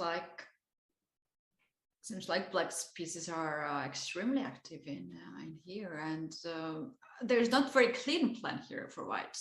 Like where white is going to play, on the king side, on the queen side, the central is more or less controlled. No, it's unclear. Yeah, that's very often the reason why players are using some time to come up with some ideas. But here, there's not enough time. It's only 15 minutes plus 10 seconds from starting, and they have spent some amount of the time already. I think it's not out of the question, Teddy, that Levon is preparing d4, d5. And in fact, that's why I think Hikaru just made the move he did. Yep, d5. And I think Hikaru just did something really wise. He brought his knight back while he still had a chance. What Hikaru was saying is, okay, if I don't go knight c6, then Levon's going to go d5 and my knight is going to be permanently stranded on a5. Now, you could make the case that the knight on a5 is not a terrible piece. It's also not a great piece. So Hikaru taking the opportunity to get his knight into the center. And after c4, he can, yep, knight g6 has been played. No, I think black is incredibly solid here. Now he's going to go rook b8, maybe double on the b file and start playing on the queen side. Levon's bishop is in trouble here. Decent. Yeah, and black can always take the pawn on c4. If knight takes on c4, bishop b5 then. So if black forces white to take c4 pawn by the pawn, there will be open b file. There is there some maneuvering here by white? Let's start with, no, g3 is not even a move there. Well, maybe king h2 to prepare it. That's kind of like the typical way. Levon, though, strikes at the queen side with b4. Okay, wait a minute. Wow. Now, if you play that's c takes nice. C takes b4. Not sure I understand though, Ketty. C takes b4. Let's say a takes b4. I like it. I like it so much because now you want to push c5. If you take first on e3, if you take it first for on e3, you take it by queen, let's say, and after b takes c4, knight comes on c4, and knight has very nice square on b6 or a5, c6. There is some counterplay.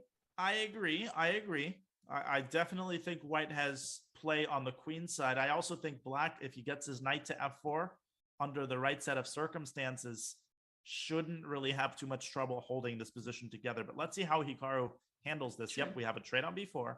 Hikaru takes on c4, bishop takes c4. So Levon, Ketty, targeting that a6 pawn rather than aiming toward these weak squares with his knight. He takes with the bishop. Interesting decision. That's very interesting, but what happens after bishop takes bishop on e3? You don't want to take that with a rook because knight comes on f4 and targets the queen. Right. But here bishop b5. And I think we're about to find out because this is happening. Maybe f takes c3. Levon did this against Keimer. He took in a completely different position, but he has shown a propensity to take stuff with the pawn. He doesn't really mind the weakened pawn structure. He's thinking about it. I can assure you, he's thinking about f takes e3. Yeah, but whatever white takes here with whatever piece, black can always push a5 and try to get rid of that pawn. If white pushes b5, then this pawn can be stopped. True. And a pawn can be as strong as the b pawn. And Hikaru instead, rook eb8.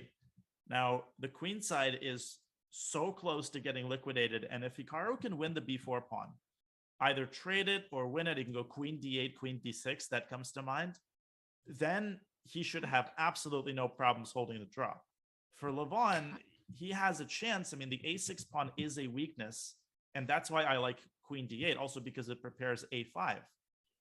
White has to play rook a1 to stop a pawn coming forward, and then to play rook b3, maybe to guard b4 pawn, and then to try to regroup the pieces, maybe queen a5, and at some point to push b5 and win that pawn. Bishop f1 allowing a5. But b takes a5 and d6 hangs. Whoa. I think a5 was still possible. Really quickly, I think a5, b, rook a5. Hikaru missed a detail there. Queen takes d6. Knight e8 traps the queen. Knight e8 would have trapped the queen. a5 was a huge chance for Hikaru to liquidate immediately. After bishop b5, I think with knight c4, white can keep a small but steady advantage. Hikaru rushed it there just a little bit. a5 was basically an instant draw. because of that knight e8 idea. Oh yeah, knight e8 was fantastic idea to drop the queen, and your opponent can really fall for it. Your opponent can really, if you see that, your opponent can fall for it. Right. Well, the thing is that if white ignores this bishop, black cannot really simply trade a bishop, because then we can c6 square, right? So can now white try to get this knight on b3, a5, c6? I like knight b3 a lot. I think this is a very, very practical chance. And yeah, you want to go knight a5, knight c6. I mean, even with the bishop on b5. Yeah, Dania, there is a line like bishop takes f1, white takes knight, bishop f1, let's say rook takes or king takes, better to take with a rook, queen b6, knight a5. Oh, no, I can't take with the rook. I need this rook, because after queen b4, my suggestion was to play rook c8. And I need the rook. Beautiful. Yeah, so you should take with the king. No, that's a great idea. Rook c8 check. Classic tactical concept. And then if the king moves, you trade queens. Oh, what is with the mouse slips? You trade queens. And then rook takes a8. That was 2 queen blunders, 2 Bodez gambits, and 1 variation. Okay. I like knight b3. I think that's a good chance. Knight b3, knight c4. Lots of options here for Levon. But yeah, bishop b5 presents him with a clear opportunity. He goes queen a5. So he offers the queen trade.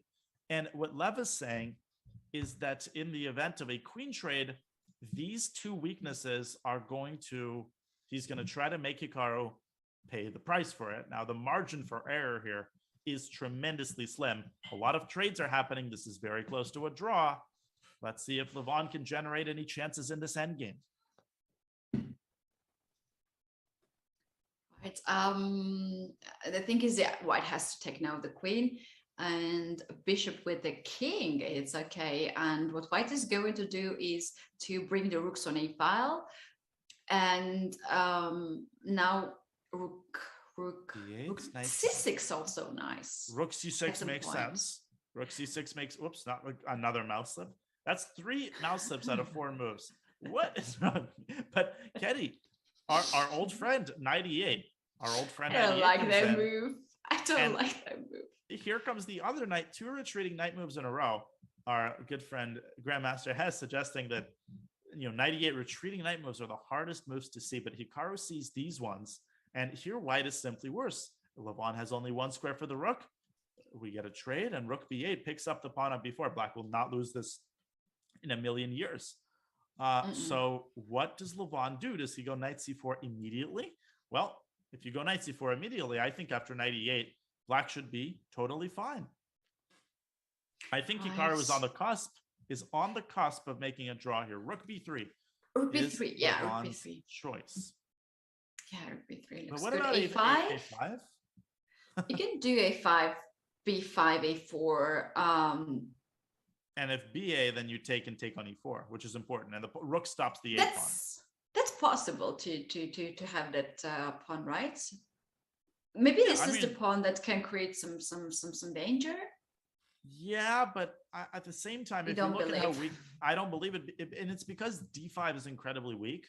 So you can never play rook c6 because of knight e7. And once black picks up another pawn, the rook on a8 is so well placed. The knight on b3 is tied down to the pawn. It can never move to c5. No, I'm not seeing this for Levon. I think if Hikaru plays a5, he draws the game. How about b5, just to keep this pawn on the board? b5, a4, rook b4, hoping that you can get rook on a1. Yeah, maybe knight d7, knight b6 now, simultaneously blockading this pawn and defending a4. Oh, black goes rook b5 there, Daniel. No, he wants clearly to play a5 or rook b8 to attack the b4 pawn in that way. So he prepares it. And once again, knight c4, impossible, Caddy, because you would blunder the e4 pawn. So Levon has to work around that. He goes knight e1. Here comes his knight into the game, his other knight. Also f3, being prepared. Mm-hmm. So black can push a5. This is just to get rid of that pawn. Seems tempting. And now maybe Levon can try the tricky rook a1. But now rook a b8. And the trade of pawns is B takes inevitable. A5. B takes A5. Well, but now I take. A. And at the end, I'm in time to stop your pawn. Rook B8, rook A8. Yeah, knight is just far away from everything. Another endgame, and Hikaru, he has to go A5 here. I mean, I would imagine that he sees it. There isn't too much to calculate. The only thing to notice there is rook A1, rook A B8. That's a crucial detail. He is so close to making this draw. Maybe A5, A5, No. rook C6.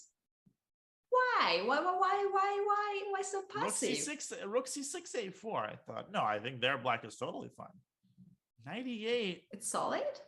It's solid, but it's passive. So Hikaru, I think, staking his claim on F5. This is a very interesting idea. Passive, it looks passive, but no, he switches gears. But what if Levon goes F3? What is Hikaru's follow-up going to be? Is what I'm curious about. What is? Yeah, 3. It seems like white is keeping the center. I mean, still A5 exists. I mean, A5 is a recurring idea in these positions, but not really anymore, Keddy. Because now if you play A5, then rook A1, and it's fine. Yeah, to be honest, this is an unnecessary complication. I think A5 was a little bit for me. cleaner. A5, yeah, it's just a simple move there. I think it was a little bit cleaner. It's still very solid for Hikaru, but here's the thing: you can't fall asleep here. You can't just give white an unlimited amount of tempi. And I love the move knight up4. Hikaru trading knights and isolating the b4 pawn. What he's saying is that after the trade of knights, Levon is going to have to consign at least one of his pieces to defending the b4 pawn, which should give black enough counterplay to secure the draw. And A5 still on deck in that resulting position. Yeah, knight F4 seems quite powerful. And if white trades those knights, then white can't really stop pawn coming on A5 now. King E2. Yeah, A5. But A5, rook A1. No, this is still iffy. This is still iffy. Because now if rook A B8, by the way, then rook A5? Yeah, rook A5. Exactly. Rook A B8 immediately by Hikaru, piling up on this pawn. He is so close to carrying. So I'm going to play King F3, attack on F4, G5, King G4 to look for some kingside play. Yeah, I mean, this is coming down to the wire. This tiebreak game 2. This is what we're here for. Buckle your seatbelts. We have another end game. It's a must-win for Levon. Can he keep generating chances here? He's definitely better, Keddy. No question that white is playing for a win. But if he loses this B pawn, then he can essentially bid his chances goodbye. Absolutely. B5 now that move stops A5 coming forward because B takes A5 pins both rooks on the B file and black can't recapture it back. Yeah, you'll drop the rook on B8. So you can't play A5 just yet. You have to be more patient. Maybe knight F6, improve the position of the knight. If it did its job on E8, maybe G5. I don't know. After knight F6, king F3, G5, and E4 pawn is guarded, then you can move your knight to C4, attacking D6, and if the knight is already on C4, it can go to A5, C6. Exactly.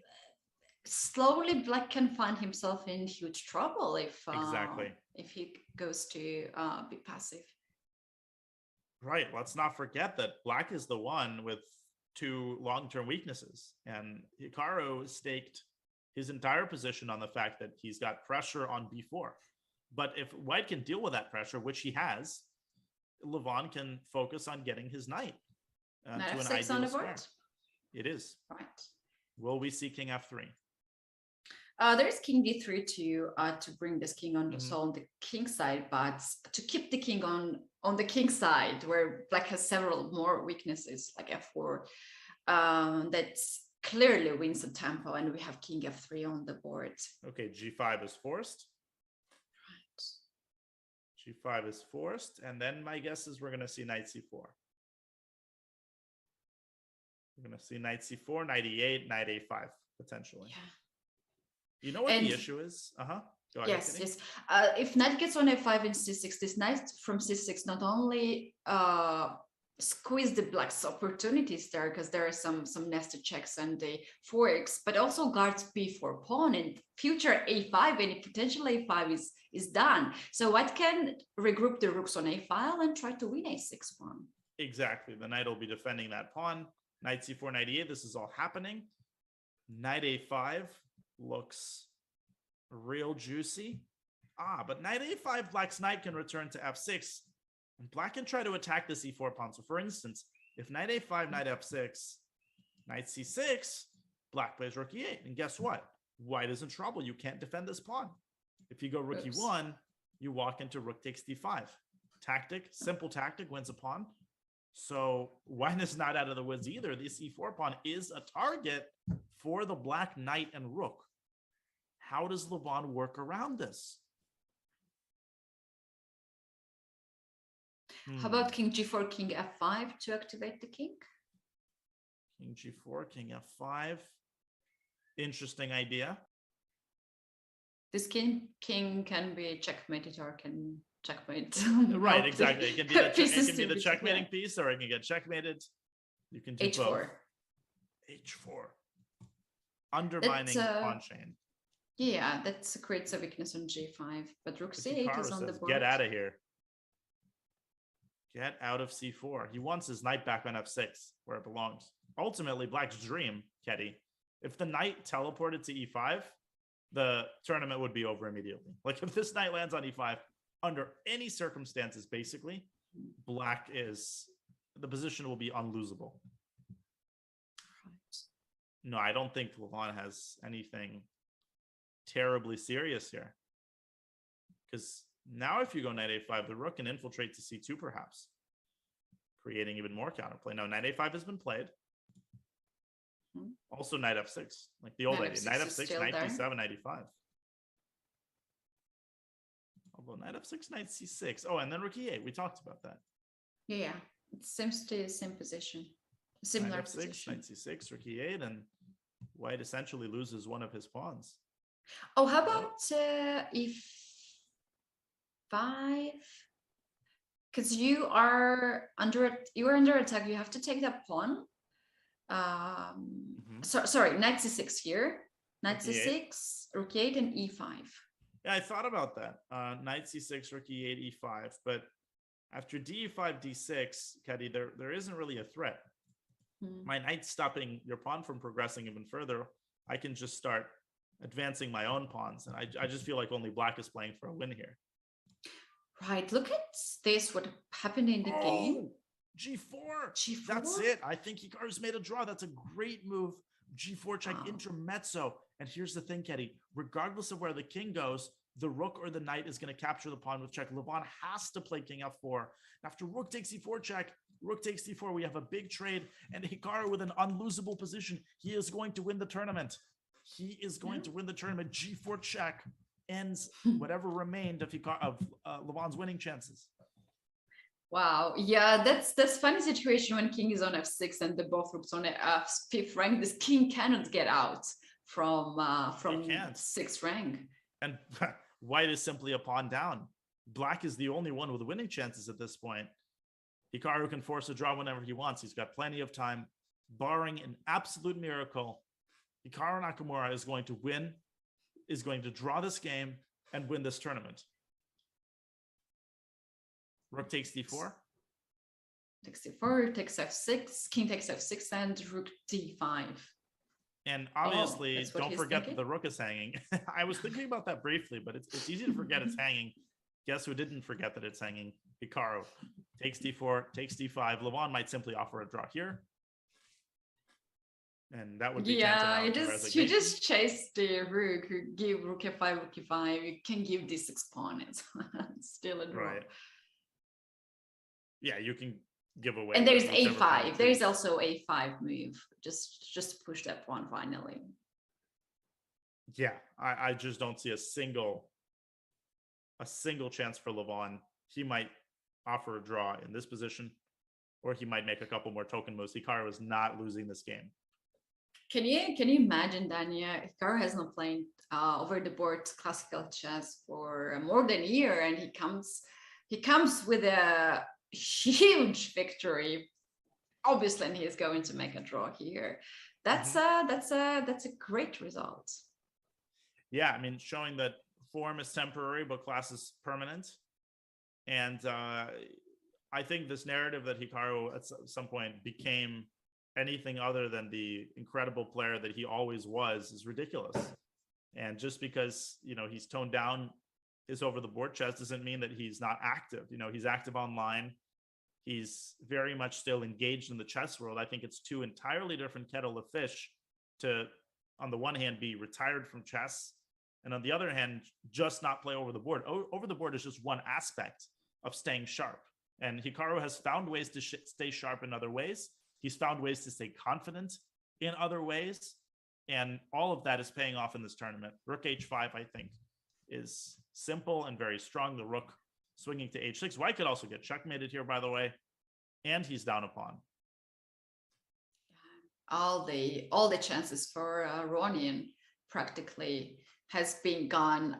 There are few pieces on the board, and Black's king or the rooks are nowhere to be under attack. So this can be quite safe, and he has plenty of time for this position, right? Yeah, 3 minutes. Yeah. It's enough. And king e7 here, I think, has to be tried by Levon.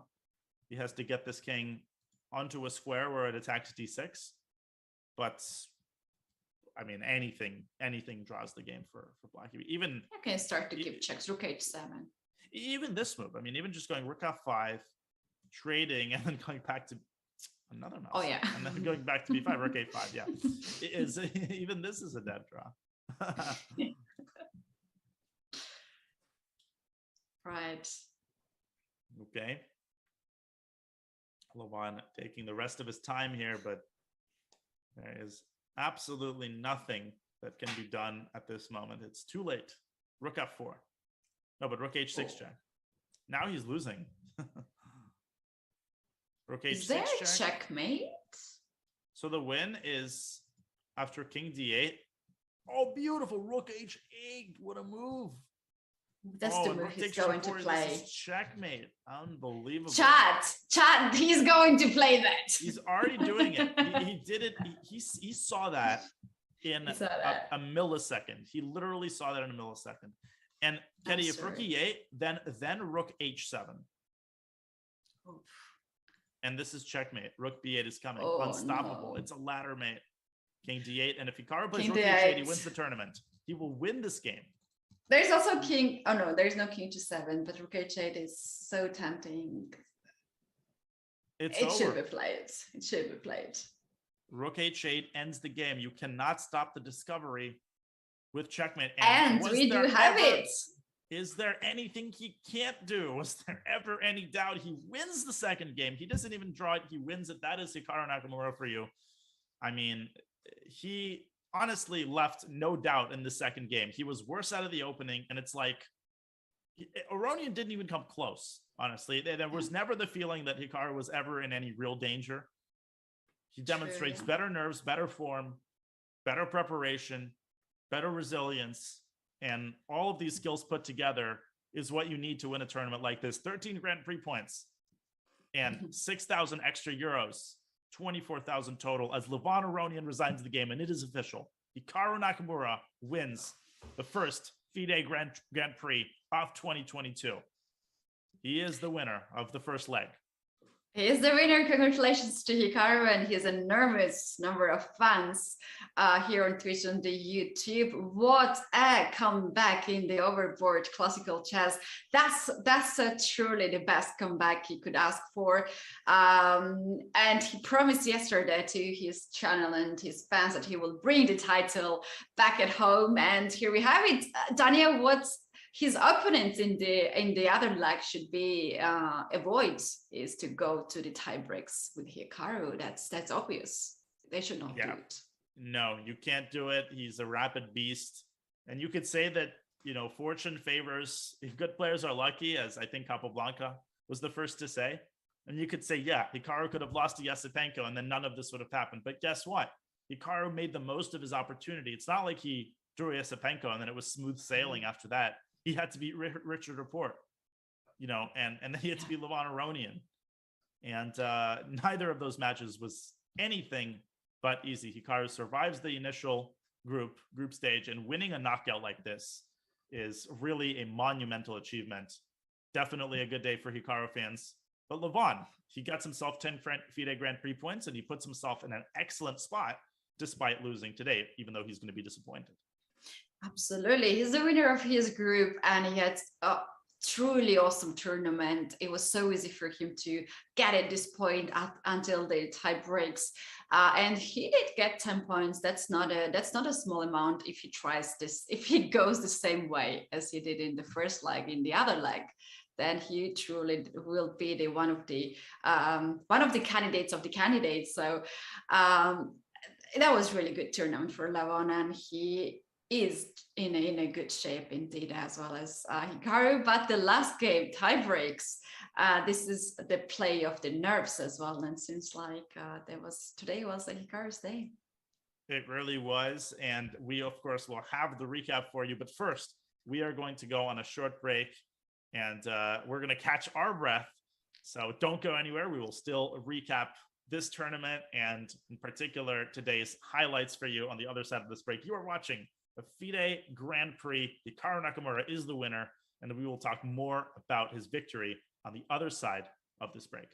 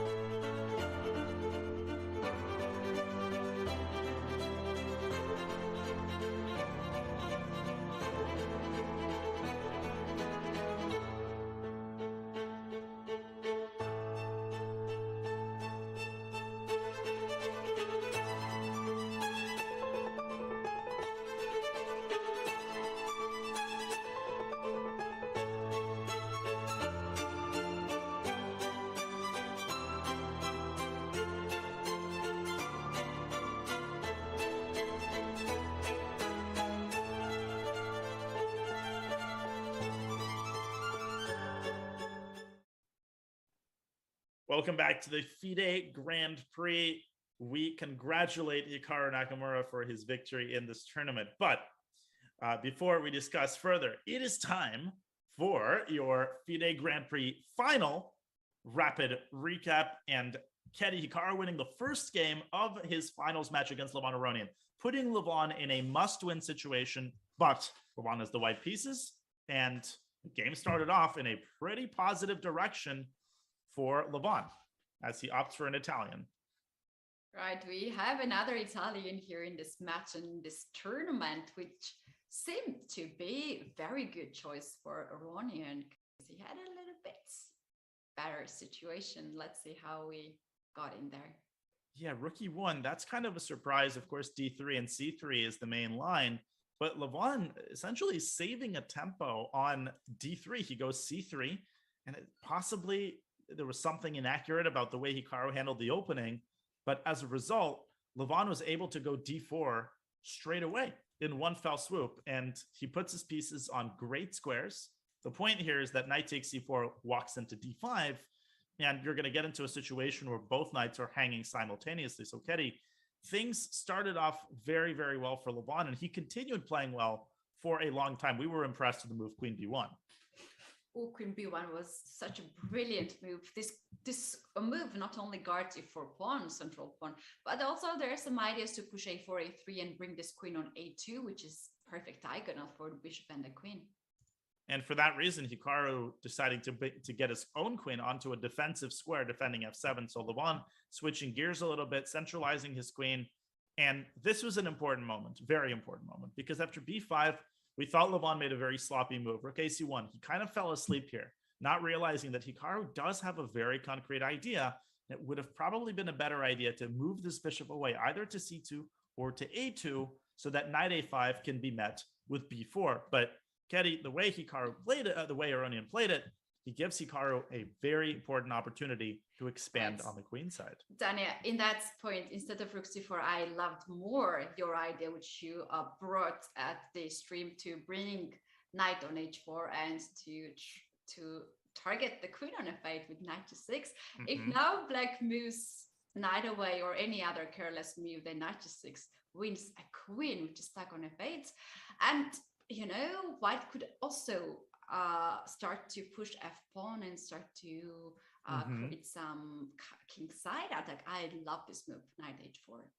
That or moving the bishop back, there were options, but Levon gives Hikaru this chance to expand on the queen side, and then he ends up going b3, an ugly looking move to stop c4, and Hikaru going back to c6. The position gets locked up. Hikaru gets his knights onto their traditional Ruy Lopez square or Italian squares.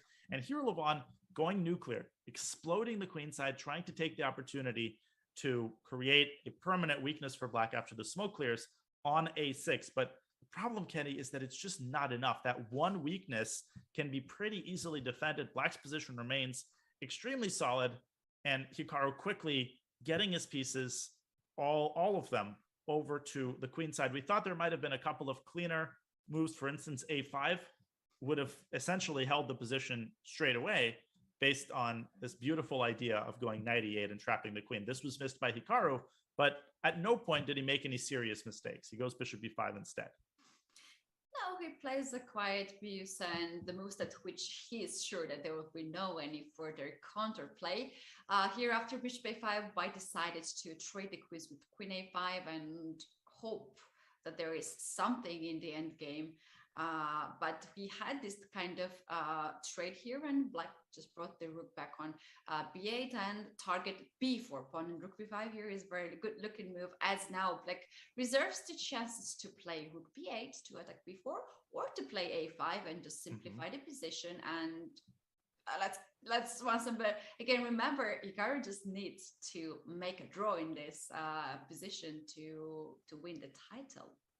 Yeah, and he plays very, very solidly knight e8, defending his other weakness on d6 and pushing f5, trying to undermine white's pawn chain. If he takes f5 after knight e7, black wins one of the pawns back with interest. So Levon forced to go f3, trade on e4, and boom, knight f4. Not wasting any time, forcing this knight on d3 to remove itself from the board.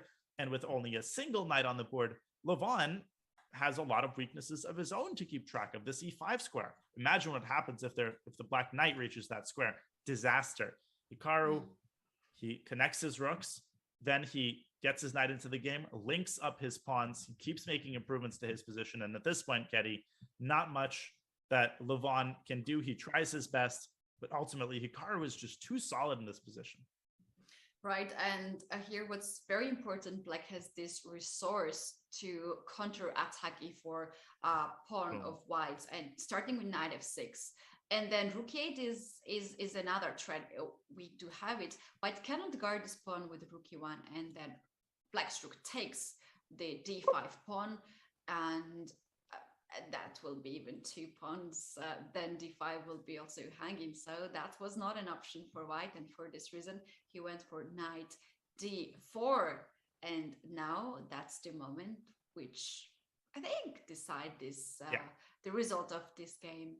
Exactly. Well, a lot of people would automatically move the rook back, but this is what Levon was hoping for. He sticks that knight onto e6, and white still has excellent winning chances here. But g4 check, a beautiful intermezzo, putting the king in an irresolvable dilemma. If you go back, you give up the pawn with check. Either knight takes e4, rook takes e4. Levon has to take the plunge. Now the rook captures on e4. The king has no choice but to essentially go further and further into its own demise. Hikaru takes a pawn. He's up a pawn. Caddy, this is obviously an unlosable position, but only Hikaru can take a position like this and then win it in 3 moves, which is exactly what happens. Rook f4 is the decisive mistake. It is huge mistake, although it looks so natural to go after g4 pawn with a check. However, we know that Hikaru is very good at tactics and puzzles. He found this brilliant move now, rook h8, and there's a checkmate next move. And what? Yes, there is. The king exposes the discovery, and if you go king c8, then quite simply rook g7 followed by king h7. That cannot be stopped. White has to give up a rook in order to prevent checkmate, and Levon and Aronian resign the game. Hikaru wins the rapid final 2-0 to win the first FIDE Grand Prix, and that was your FIDE Grand Prix final rapid recap. Whew. Right. What a final, Daniel. We couldn't ask for more fun, although we did not get to the Armageddon, which I really hoped for. These 2 games was just incredible. And here we have the final scores, and you can see on the top of the list there is Hikaru Nakamura with 13 points, Levon Aronian with 10 points, and then we have Dominguez and Rapport 7 points. So those 4 players, we can consider that they are very happy with the first leg of the Grand Prix. And now, very soon, second leg will just come up with the new players and new lineup. Yeah, we got a lot of fresh faces here. We have Andreikin Vitugov. We have Alexander Grishuk returning, Sam Shankland, Alexei Shurov, looking forward to see his redemption. Teddy, these groups are going to be very, very competitive. I mean, some of them, it's almost impossible to predict who is going to win. I think Giri is going to try to make a run in Group B, but we will see. I mean, I think it's too early to make predictions. And this is what's so great about these tournaments, how competitive they are. The fact that really anybody can win any of the groups. And leg 2 will be coming your way, Ketty, starting end of February 28th through March 14th, and it will take place in Belgrade, Serbia. Yes, and this tournament starts in, let's say, in a few days, because those players don't have much of the time. And the show will come back here on chess.com, and we're going to have the commentary of all the legs of the Grand Prix, and we will witness together who will be 2 final candidates who will get their spots at Candidate 2022 tournament. Indeed, I can't wait for the second leg already, but we want to congratulate one more time the winner of leg 1, 13 FIDE Grand Prix points, a lot of money, Hikaru Nakamura. He shows that he has still got it. He is still a beast, and he is still dominant at all time controls. A hearty congratulations to Hikaru and his fans. And Kenny, that means it is time for us to wrap up our coverage of leg 1. This tournament lived up to everything it promised for, and so much more. And I had an absolute blast being here each morning and commentating with you. Thank you so much, Tanya. There was a pleasure from my side to have awesome co-commentators. Robert Haas, Daniel Naroditsky, Fishy Anand, and Anna Rudolph were joining me for this event. It was an absolute pleasure to be with all of you, and thank you so much, Dania, for this amazing commentary and the vibes that you are bringing, and also the impression of all these top guys. Big thanks to our chat as well on YouTube and chat, and our producers, Matt and Big, and also the whole chess.com team who was working on this project. Indeed. For all of the chess.com team, Kati Tsatsalashvili, Daniel Naroditsky, bringing you coverage of the FIDE Grand Prix in Berlin. We will see you in leg 2. Thank you, everybody, for tuning in and rooting for your favorite player. We congratulate Hikaru Nakamura. We will see you in a couple of weeks in Belgrade. Bye, everybody. Bye.